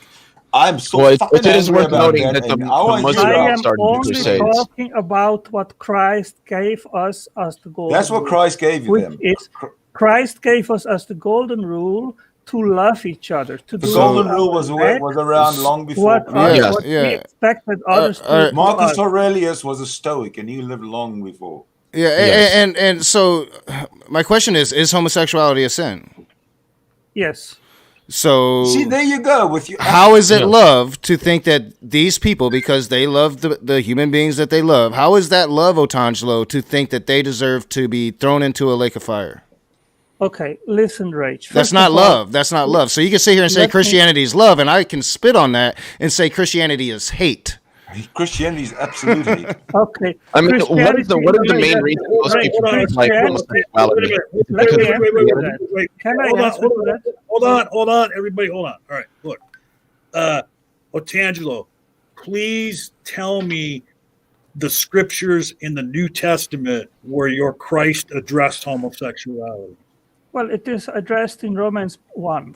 No. I'm talking about what did Christ say about homosexuality? Nothing, so far as I know. He said that. Okay, so then on what basis do you say that homosexuality is a sin? Romans 1. I thought you said you base your life on Christ and Christ's actions. I base my life on the New Testament, which does not include only not what you the said 5 gospel. minutes ago. That's not what you said 5 minutes ago. Christ is the central figure upon which we orient our lives. Now, we are moving goalposts. I think the goalpost is love, and if you're gonna, so this is the problem with Christianity, because Christianity thinks that they have the God-given right and should attack gay people and take away their rights. Maybe not in your neck of the woods, Otangelo, but here where I live, that's exactly what's happening. They are not doing what Christ said that we should do. Christ said that we should love. But Christ said the homosexuals are sins. And sinners deserve to be punished. The Bible the Bible says to kill him. Jesus Christ, the loving Lord, said to kill the homosexuals. Really? Okay, I can have. Listen, yesterday I went to meet with a guy which is openly homosexual. He has sold us our pet, and I have a fantastic friendship with this guy, and I treat him with respect. So why do you? As I would treat any other people. Okay? My wife has employees which are gay, so we treat them with respect. But I mean, And so is respect thinking that they're gonna But you think that that it's gonna be justified for your God to throw them into a lake of fire for that? How is that respect? Well, the Bible says that we are all missing the goal of our life. But he's not going to throw you in the lake of fire. He's going to throw them in the lake of fire. Not only them, but all those which do not surrender to Christ, accepting of forgiveness and eternal life. That's your choice. That is but they can be accepting of Christ and eternal life, but be active gay people and still go to hell, right? Well, if they accept Christ as Lord and Savior, then they will be transformed. And I know gay people. Jesus going to cure the gay. Jesus going to cure the gay.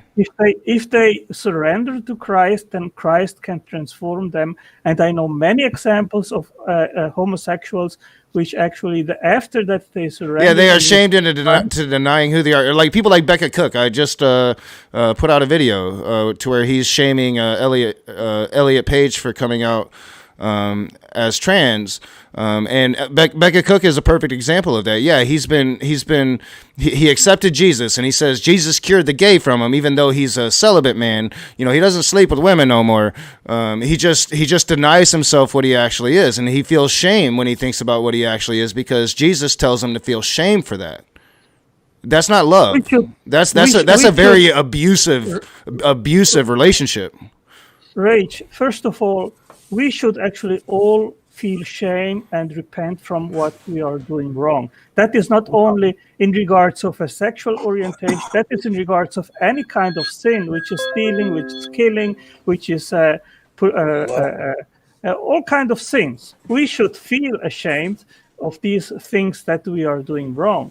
So you have a lot of we should be doing this inside. Yeah, why should I feel ashamed because I jacked off? Why should I feel ashamed of that? Well, there are many things that we know that. Should I feel ashamed because I smoke weed? Should I feel ashamed because sometimes I stay up late and talking to Christians and I shouldn't, and then that makes me a grumpy ass dude the next day. Nobody wants to be around. I mean, you're making things up now. You're talking to me. I see nothing. I'm just trying to understand. Artangelo, ultimately, you're being very superficial. In what sense? In the sense that it's none of your fucking business what anybody does in their bedroom, and you have no say. Yes, I am not saying anything about what others say, what the others do in their bedroom. Yes, are you telling me that you just derided homosexuality as being something that Christ said was wrong, and now you're saying you didn't? Well, that's what is in the Bible, and I am a Christian, so but you also got to understand that it's people that are homosexuals. It's not homosexuality. You might. I don't give a fuck about a homosexual one way or the other, but I care more about the people that you are denigrating, and that anybody who listens to you, anybody who listens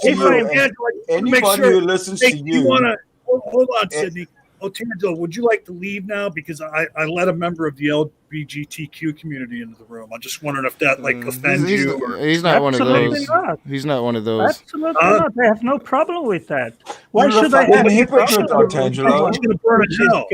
She's going to burn in hell. I mean, do you really want to spend time? No, nonsense. You're saying nonsense, John.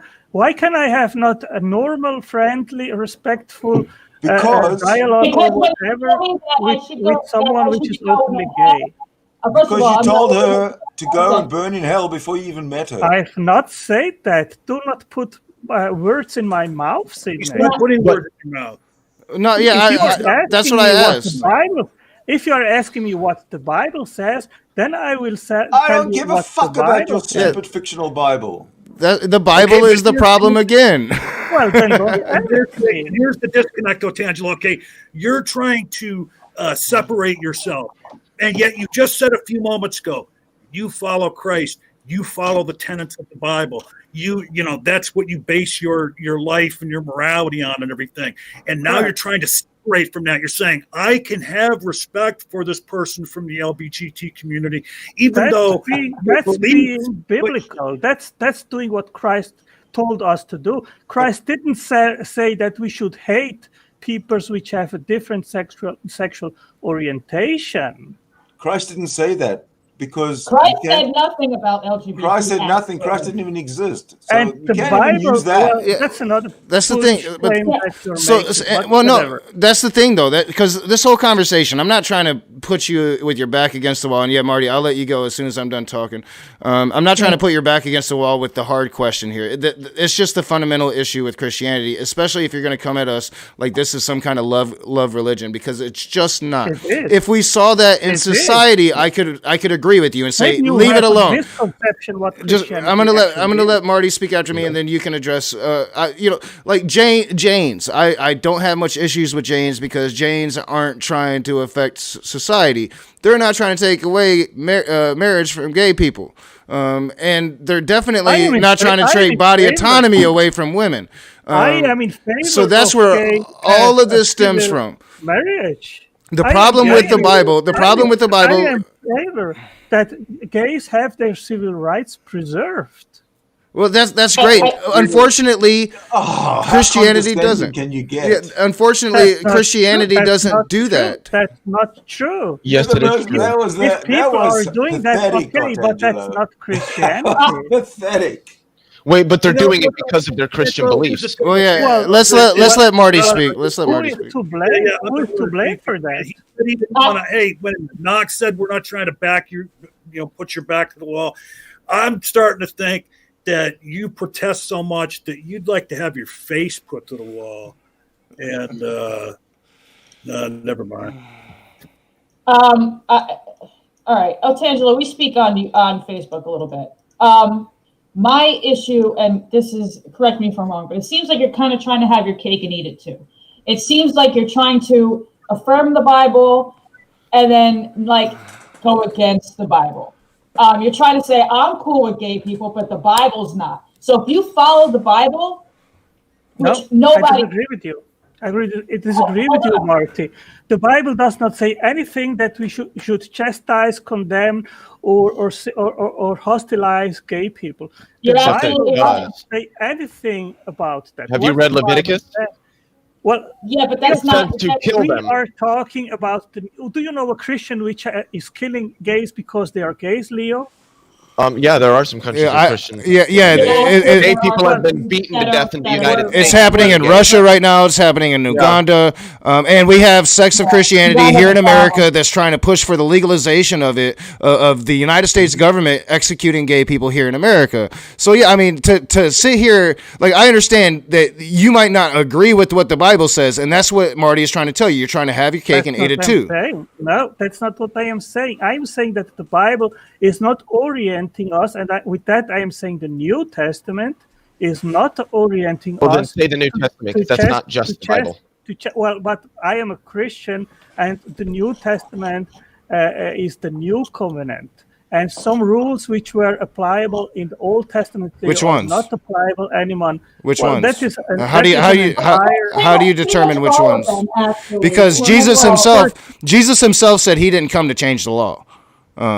He came to uphold the law. That's his own words. He came to fulfill the law. Now, I understand. Do you understand what the law is? Because the law says to kill gay people. That's the law that's in reference here. He came to uphold it. He didn't come to break the law. Well, if you read the New Testament, Rage, then you will see that these issues were dealt with, and we are not. They were dealt with by Paul, right? Now, Tangelo, if you're looking at the Bible through a modern lens, where because when I look at the Bible, in the rare occasion that I do, and the last time that I read it, I couldn't get past in the beginning God. That's just where I stopped because it stopped making sense. What? I couldn't. No. If you look at it in the modern lens, back in the day when there was 5 people on the planet, sex and marriage had to be between a man and a woman. Because there was nobody on the planet, so we had to procreate. There was nobody there. So even back then, they had gay people. Just a lot of times they'd kill them. They just they'd straight up kill them. And it was because that was seen as feminizing another man. And back at least in the Bible, because the Bible really doesn't affirm women. It just doesn't. And I know someone's going to have very sexist. Yeah, because the women I disagree with you. Christ did treat women with much respect. I got to leave for work at 2:30, so hang on a minute and let me. Yeah, we got to be done by 2:32. So. Yeah, so the women that are affirmed are the ones that were pretty much subservient, but the ones that spoke up and wanted to be at least equal or partners to their men were demonized. So that's one thing. So back in the day, sex and marriage had to be between one man and one woman because we needed people. If you're looking at that passage of the Bible now and still upholding to that, that's not realistic because A, there were gay people back in the day, like Matt just said, and B, we have so many people. Fuck. I mean, we have too many people right now. So we don't need sex and marriage doesn't need to be just for procreation. So that's those things. Also, you are kind of trying to have your cake and eat it too, because you're saying that you're saying on one breath, well, we treat gay people with respect, and you're saying on another breath, did you say something that you knew somebody that was gay and then all of a sudden they become Christian and then they were transformed? Is that what you're saying? Yeah, he went there. Yeah. So your God is not a cure. And being gay is not something that needs to be taken care of by your God. I know people that are LGBT and that believe in God. I play Dungeons and Dragons with a Christian who is at least I'm gonna say, I don't know, maybe she's bi or lesbian, but she's talking about girlfriends, and somebody else who is a Christian who completely affirms and you know, who completely affirms being LGBT. It's also not a lifestyle. So let me stop you right there, just in case you're thinking that's a lifestyle. I don't live a bisexual lifestyle. I live a life. I go to work. I'm about to go to work in about, at 2:30. I have pets. I get up. I eat, sleep, and shit, and pay taxes just like everybody else. So I don't live a different life to anybody else. So just wanted to clear that up right now, because I know a lot of people think that it's a lifestyle and that Jesus or God can get you out of that lifestyle. It's not. It's nothing that needs to be cured. There's nothing wrong with us, and I don't live a different life to anybody else. It's that type of thinking that leads to Jesus camps and electroshock therapy. That's what it. Exactly. Yeah, real quick. Hello, Brain Bug. Hello, Godless Granny. They're in the chat now. Iron Cherry Tear showed up.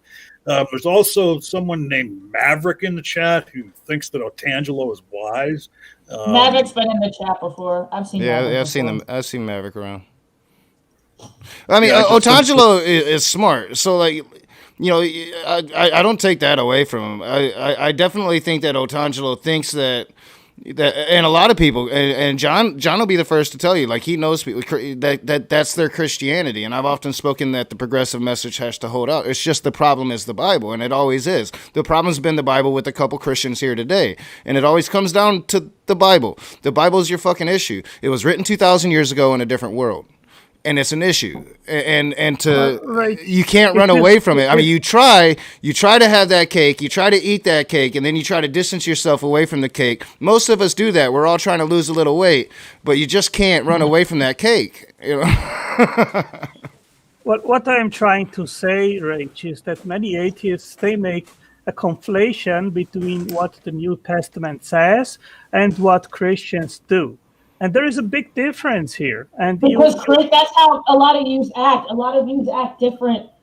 I agree that this is a problem. When Christians say they are Christians and they do not follow what Christ actually such said. a bigger problem than that, because if Jesus was this one defining spirit, whatever you want to call him, that's going to get you into heaven, that he's going to be able to somehow adjust your soul upon impact, as you yourself suggested that these gay people were just.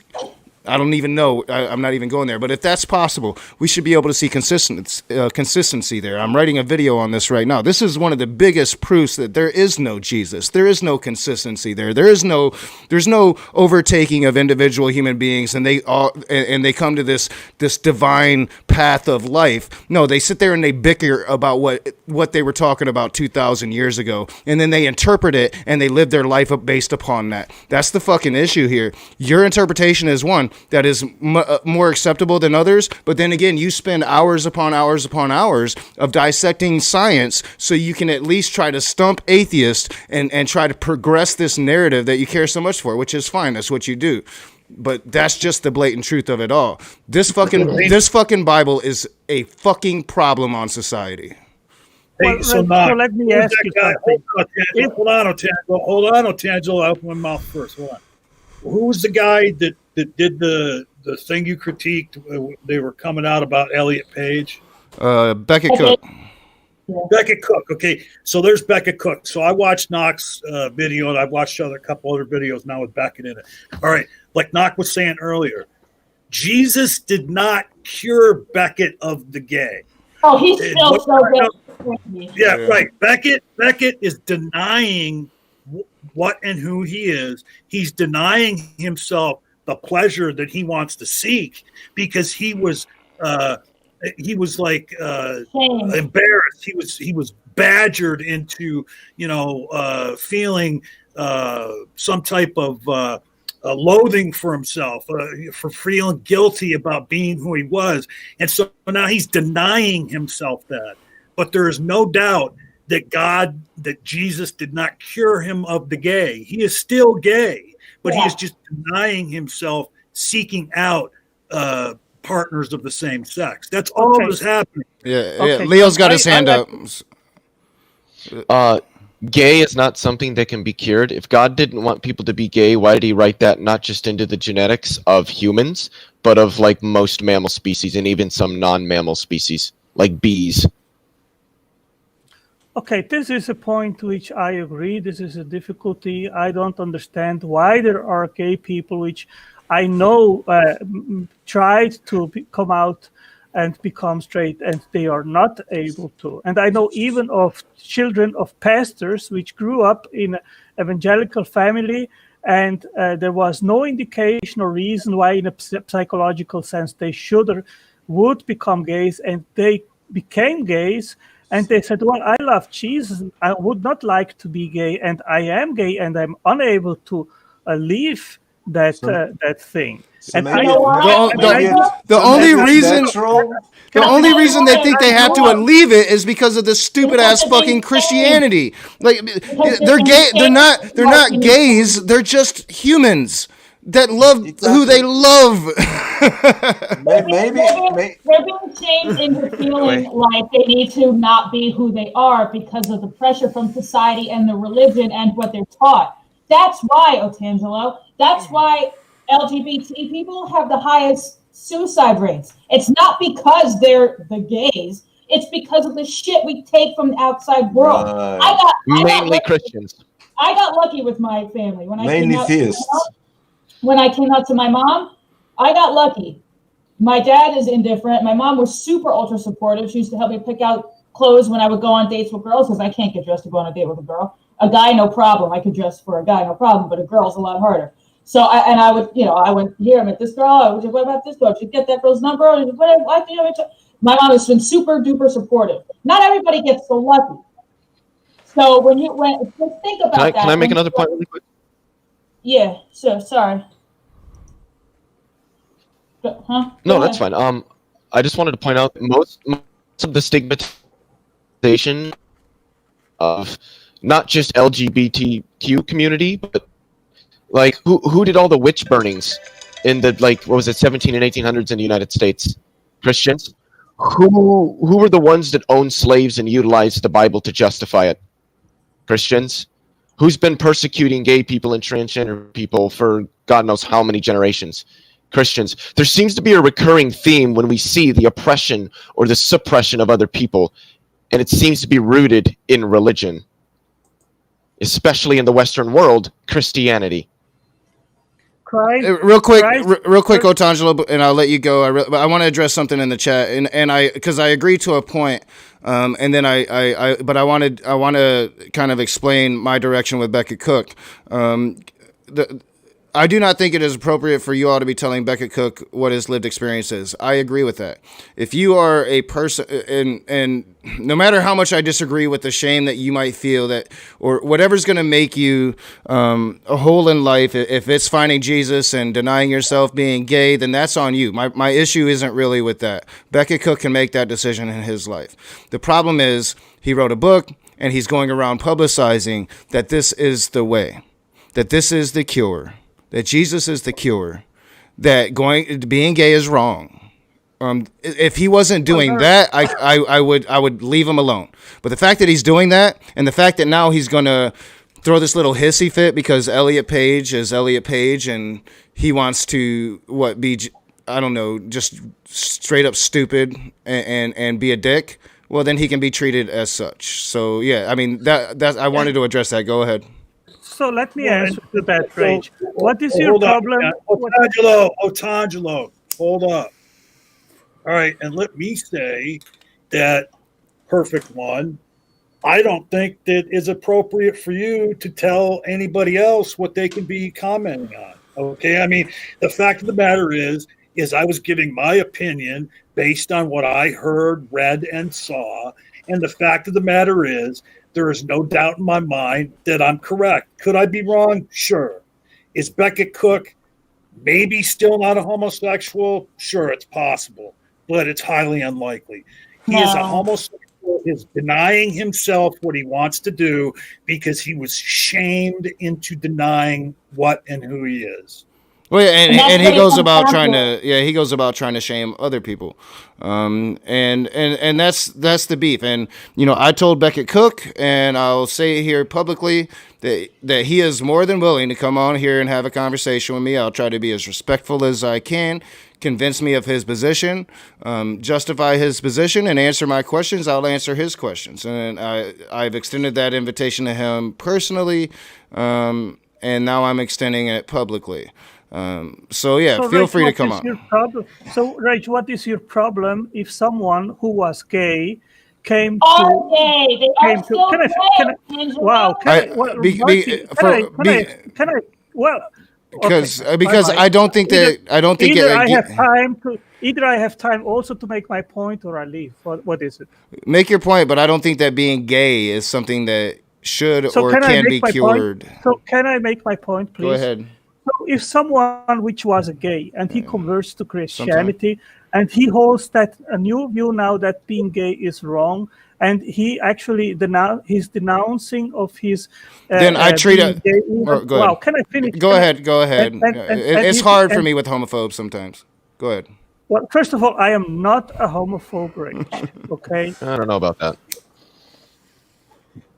I don't What, think Leo? I think you're a little. You don't know about that. So you are accusing me now that I am a homophobe. Is that correct? No, You're a I don't He's not accusing you. He's not accusing you. Someone, he and I and other people in this room are coming around and saying, "Otangelo, you are a fucking homophobe."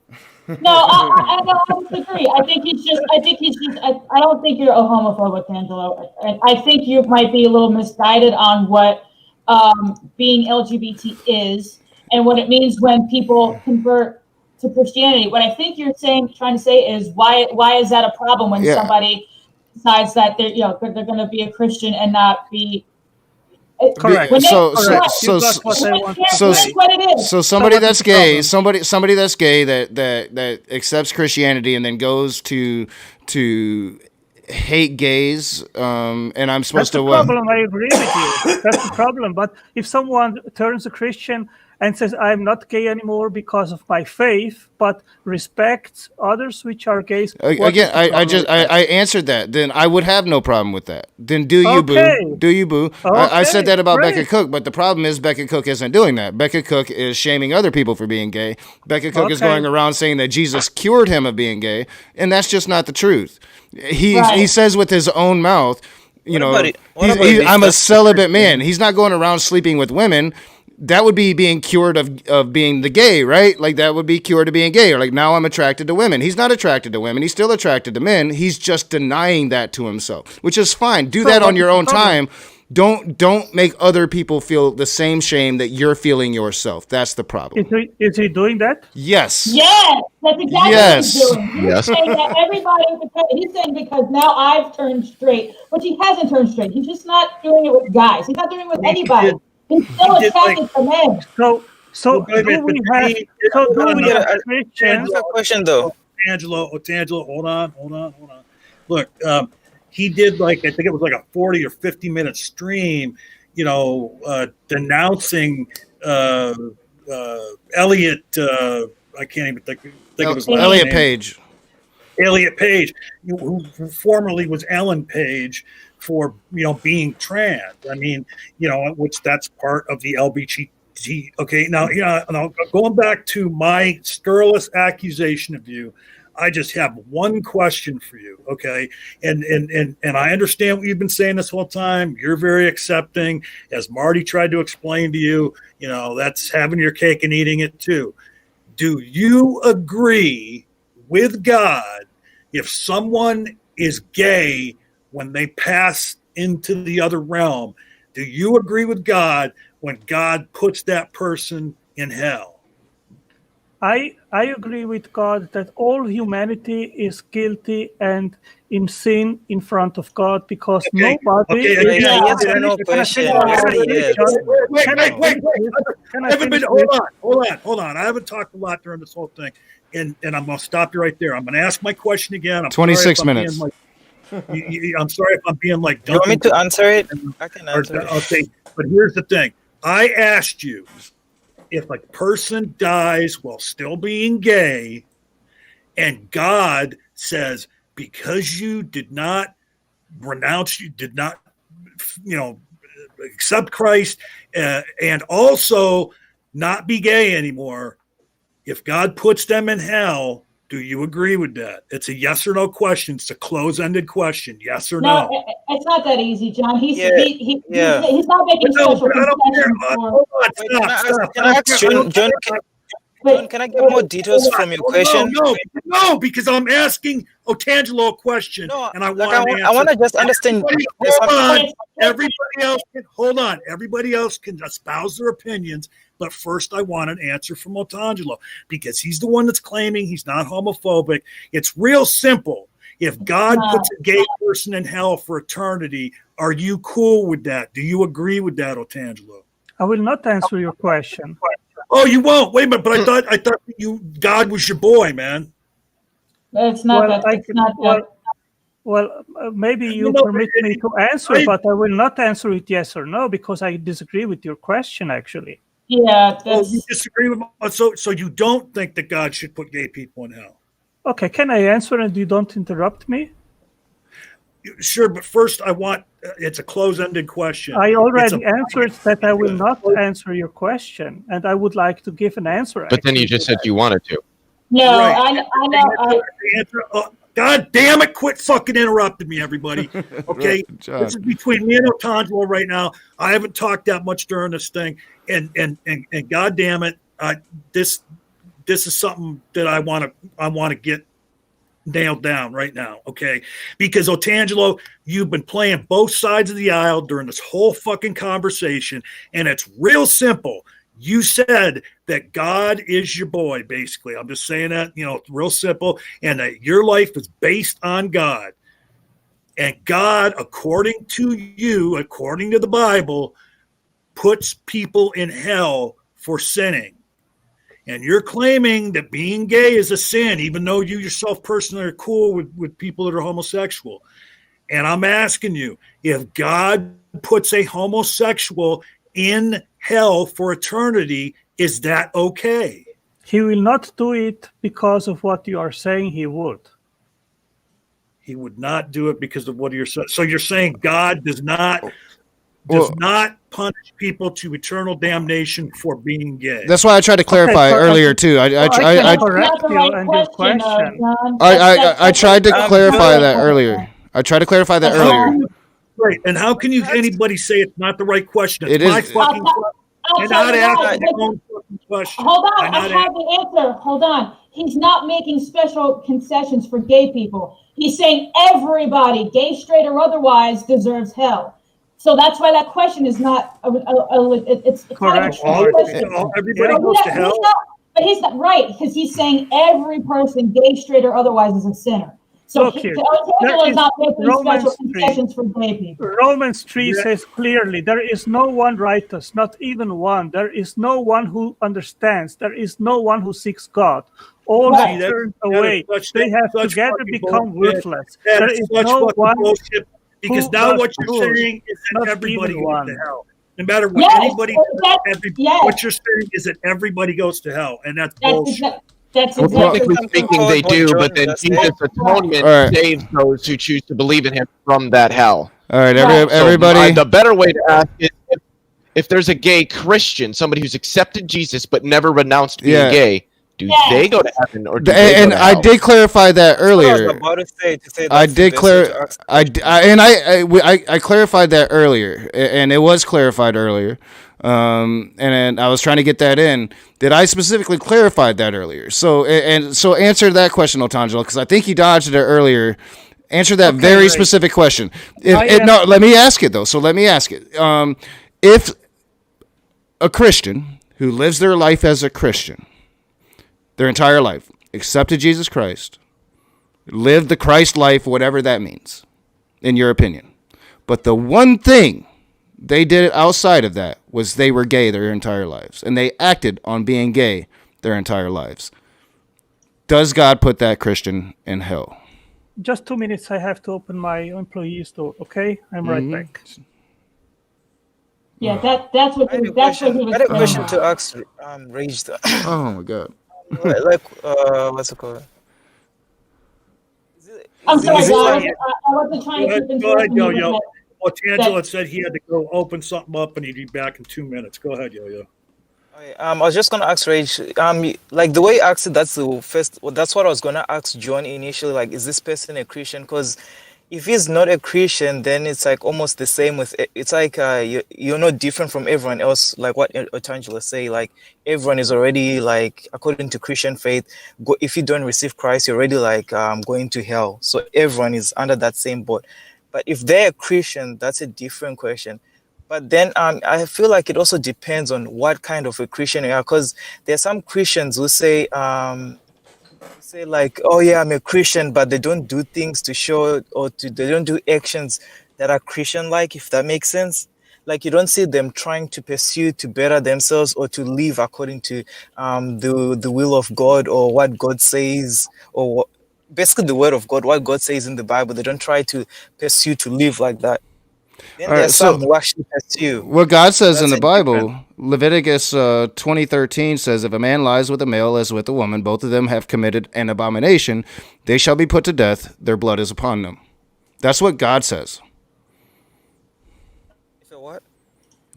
Leviticus 20:13 says, if a man lies with a male as with a woman, both of them have committed an abomination. They shall be put to death. Their blood is upon them. That's what the Bible says. Well, I don't know if they'll be put to death, but all I know is the that's end of Levitical law. That's God's law. That's God's law. That's not anybody else's law. That's God's law. That's Levitical law. Whether or not whether or not they'll kill you today, Jesus said, and I remind you, Jesus said, I came not to break the law. I came to uphold the law. Those are Jesus's words. And the law says, and I'll read it again, if a man lies with a male as with a woman, both of them have committed an abomination. They shall be put to death. Their blood is upon them. Jesus is literally saying that. Well, having committed an abomination, yes, that's fine. But the put to death part, I don't know about that part.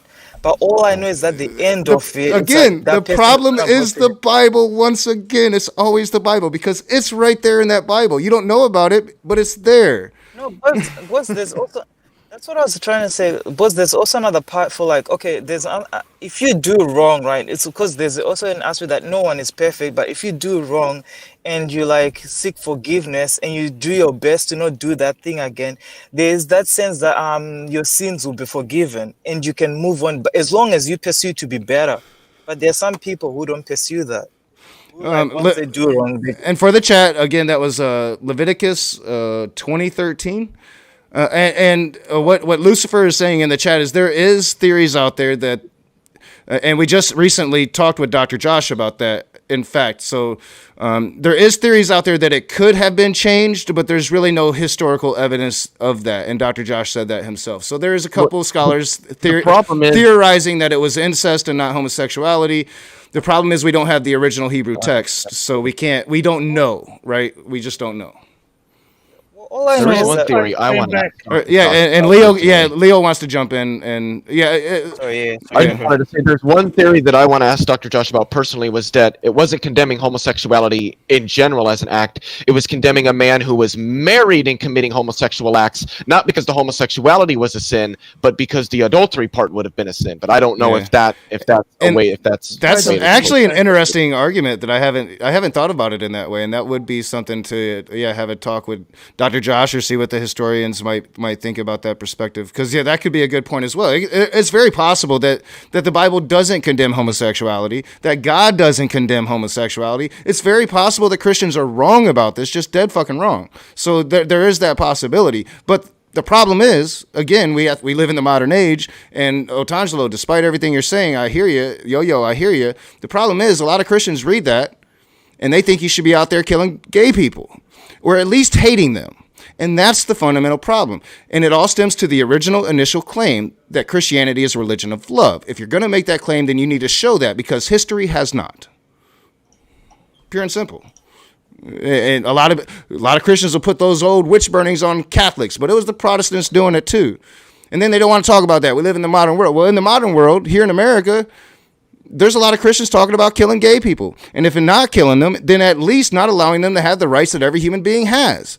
Now, I don't care what they do in the bedroom. I care what they do in life. If they're shitty people, I'm going to call them out. I don't care if they're gay, straight, whatever they are. If they're shitty people, I'm going to call them out. They shouldn't be judged just based on who they love. That's the issue here.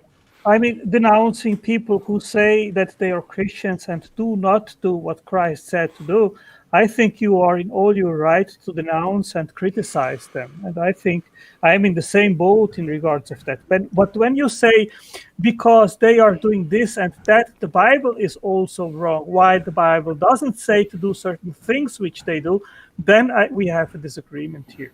Well, I mean, that's a fundamental.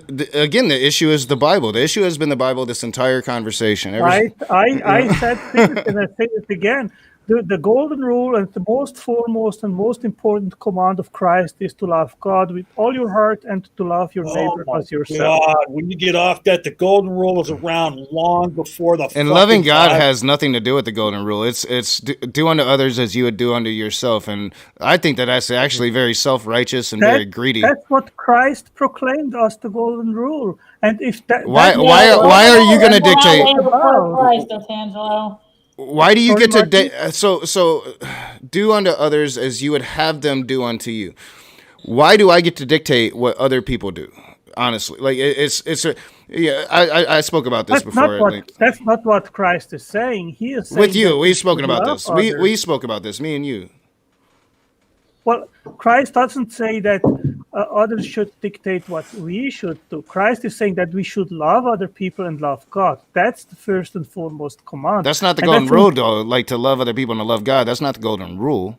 It is. No, it's not. The golden rule is to others as you would have done to you. Yeah. What if I'm a masochist? So if of course you love yourself, and so I think that if you love yourself, wait a minute. What if I like to self-flagellate? Is that how I should treat others?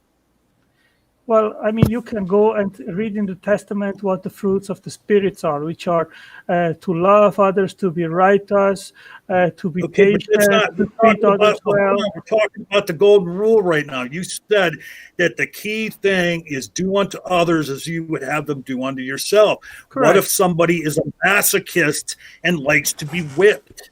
Well, that's an exemption, of course. That's not normal. Oh, okay. All right. So just a reminder, guys, we got 13 minutes. We've got to close this down around 2:30 because I do have very important stuff to do regarding getting through the rest of this month without losing everything. So I've got to make some phone calls and find out if I'm going to get my stimulus immediately. So I've got to do that. So we got like 12 minutes.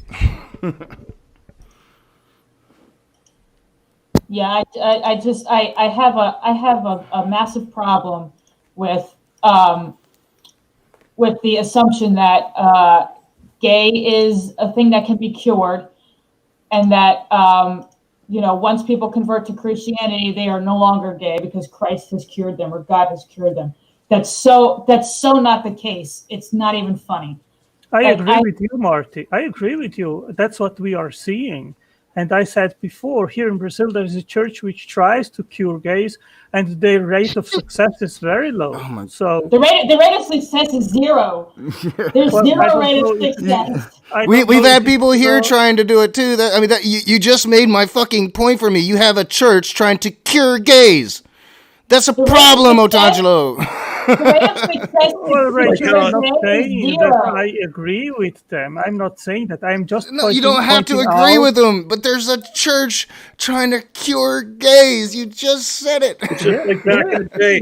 It's just like back in the day they tried to cure left-handedness and make Again, the fact that I am mentioning that doesn't mean that I agree with them, with their methods or whatever.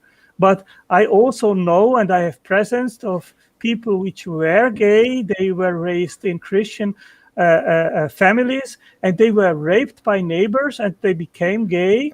And in that case, wait, rape causes gay now, apparently.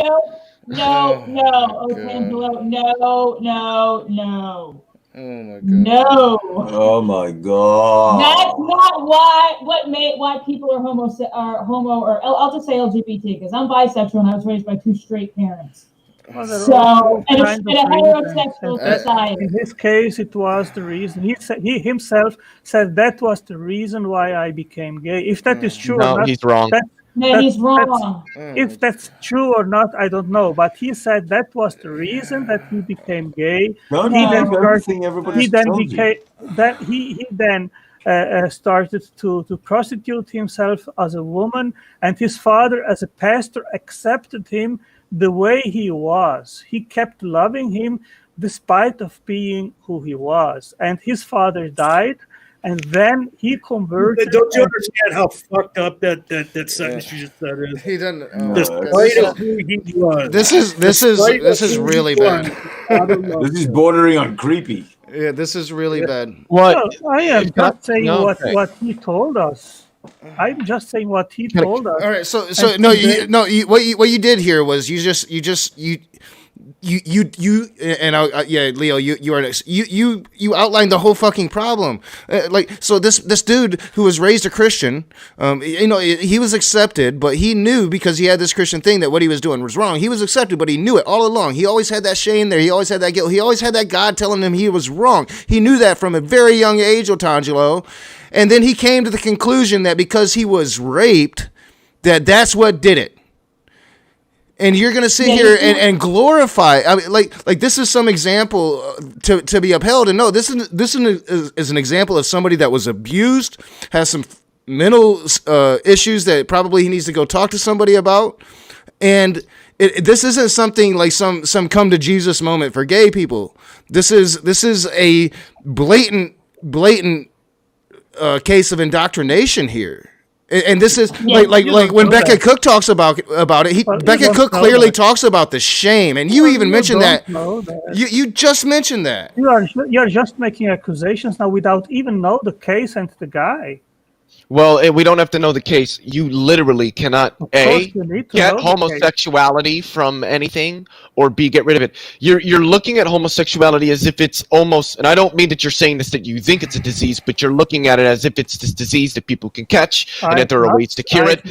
Homosexuality is as much of a disease, or should be viewed as a disease, the way that black people is. So no, I specified that. I said I'm not saying that you're saying that it is a disease, but you're treating it like it's something like a disease that can be caught and gotten rid of. No, I've never said. Yeah, that's literally what you're saying. But you literally just did. You said that a guy got raped and that he caught homosexuality. That's literally what you said. That doesn't happen. That is physically what he said to us. Possible. And he's lying. That is physically impossible. An anecdotal conversation with one person. Wow, this took a really deep turn right when we have to end it, and I can't. I can't really combat it like I should.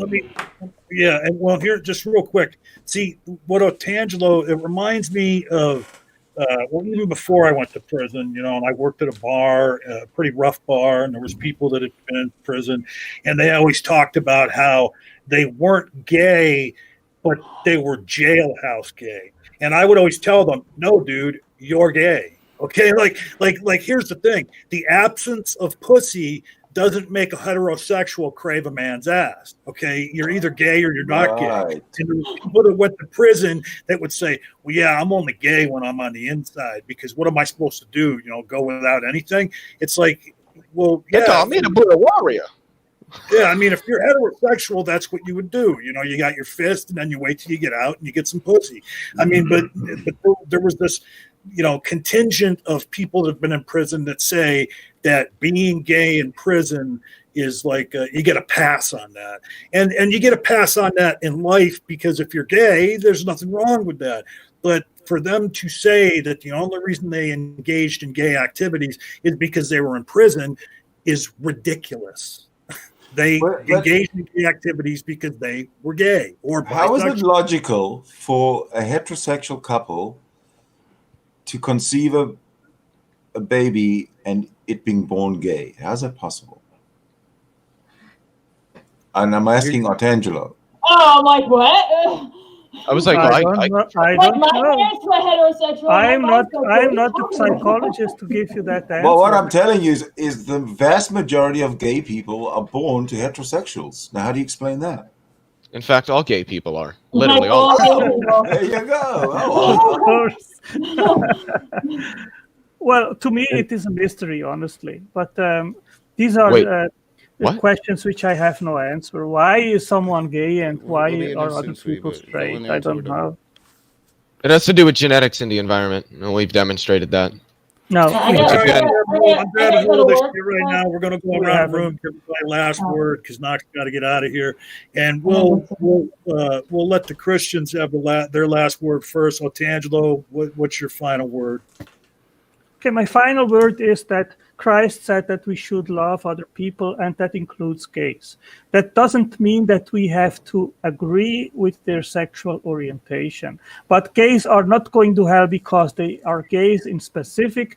We as a human race all are not at the level of holiness which God requires from all of us. And what saves us is when we surrender to Christ's love and what he did on the cross.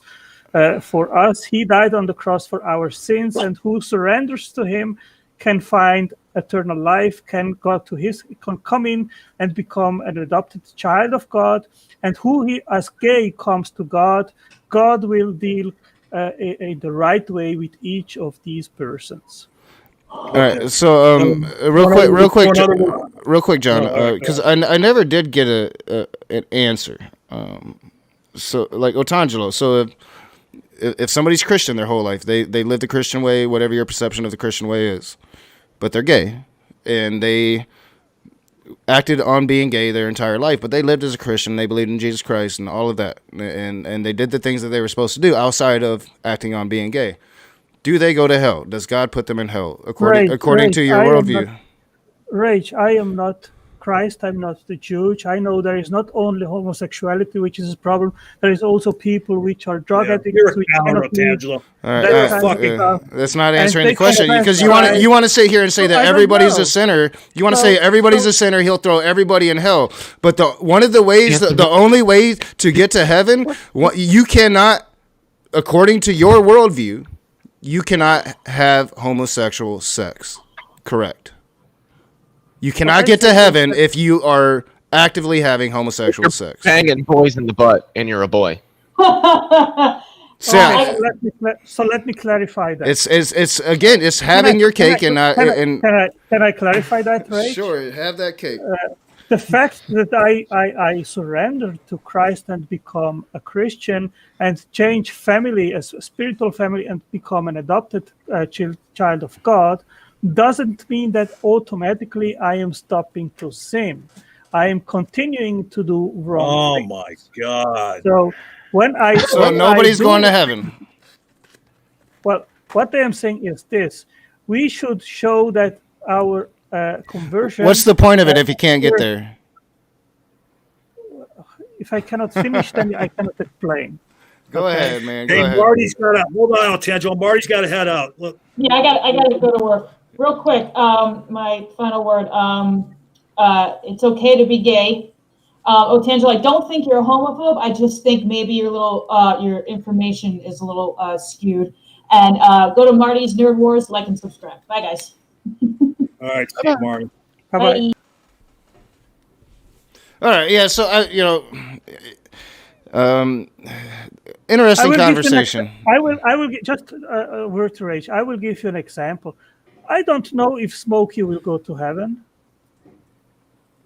You know what I mean? According to the Bible, he will. Well, I don't. You know what I mean? I mean, the Bible gives us clear orientation that if we hate our brother or other people, then we cannot say that we love God.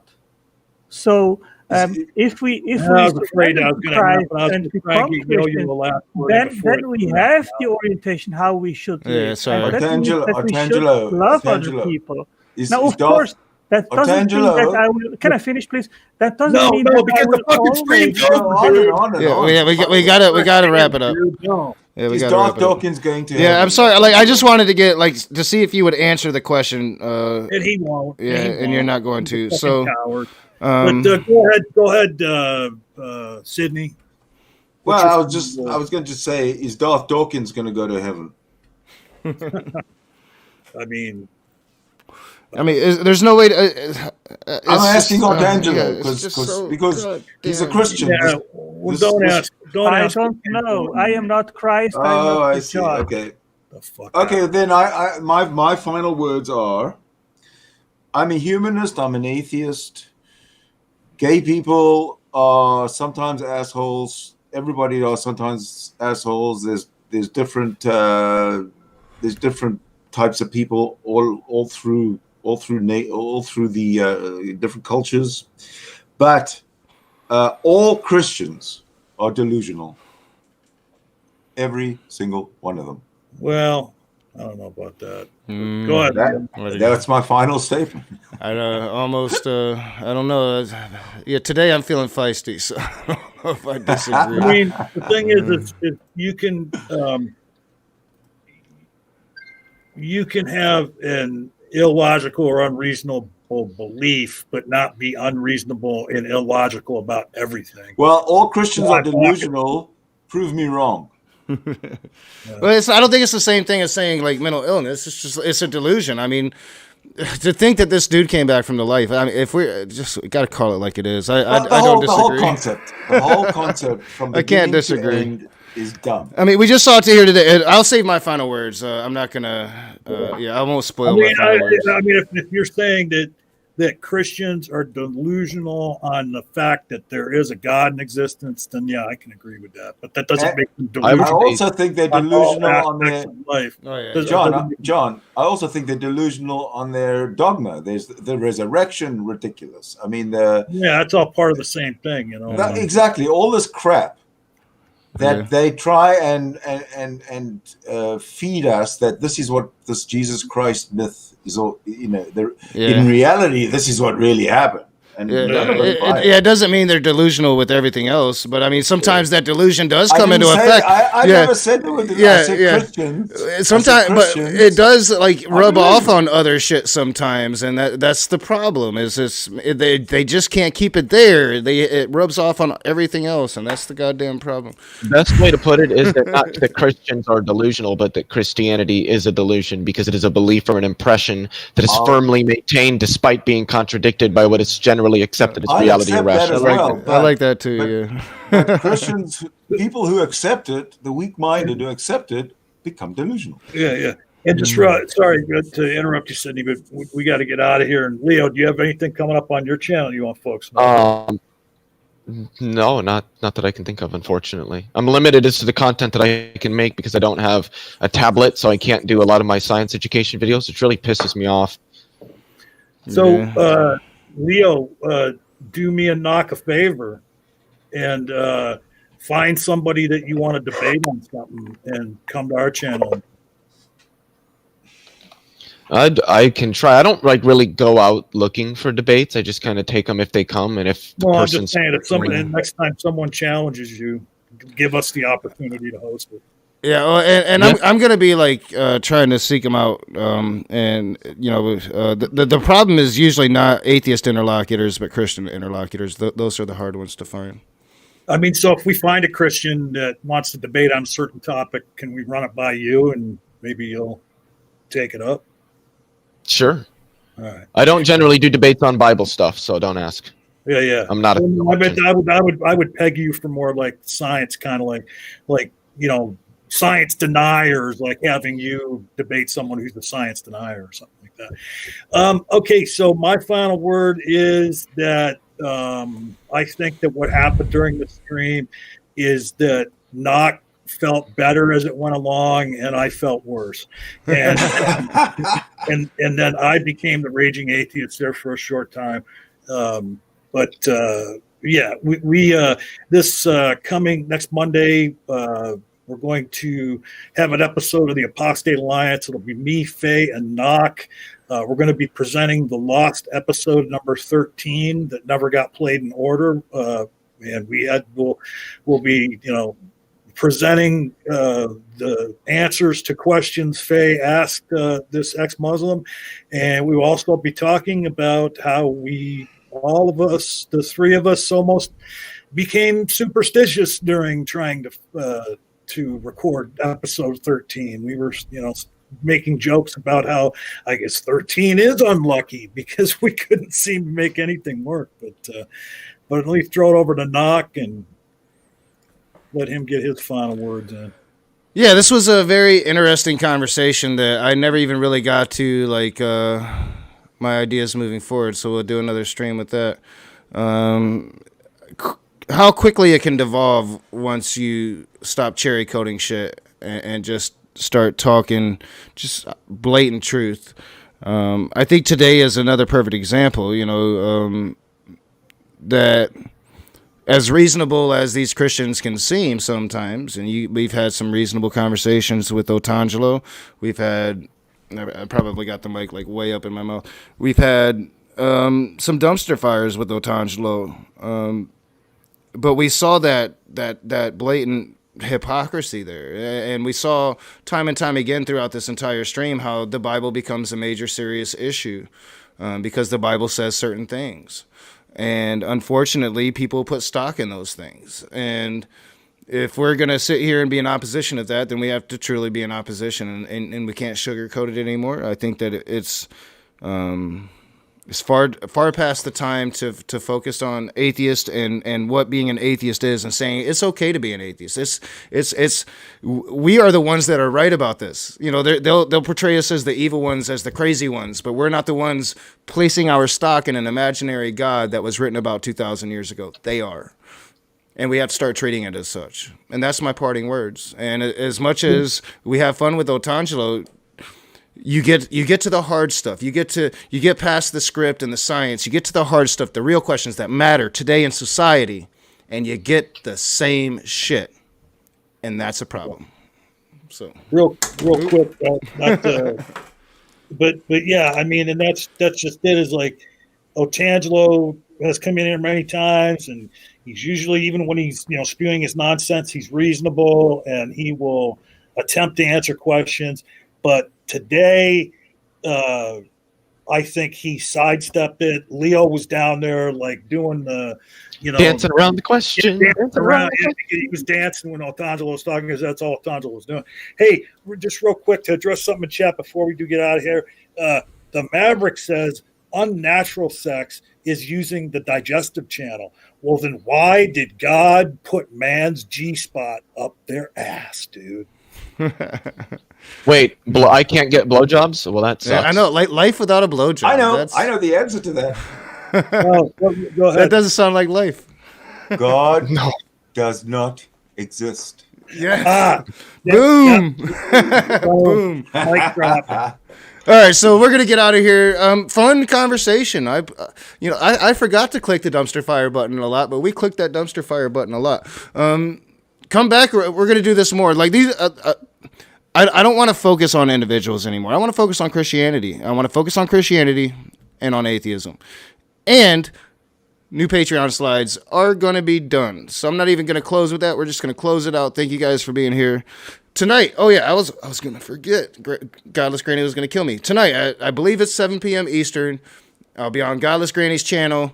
Godless Engineer will be there. We're going to be talking some politics, and I might even like stream right before we go live just to do a reminder and shoot a link and get you guys over there. So that'll be fun. So with that being said, y'all have a good day.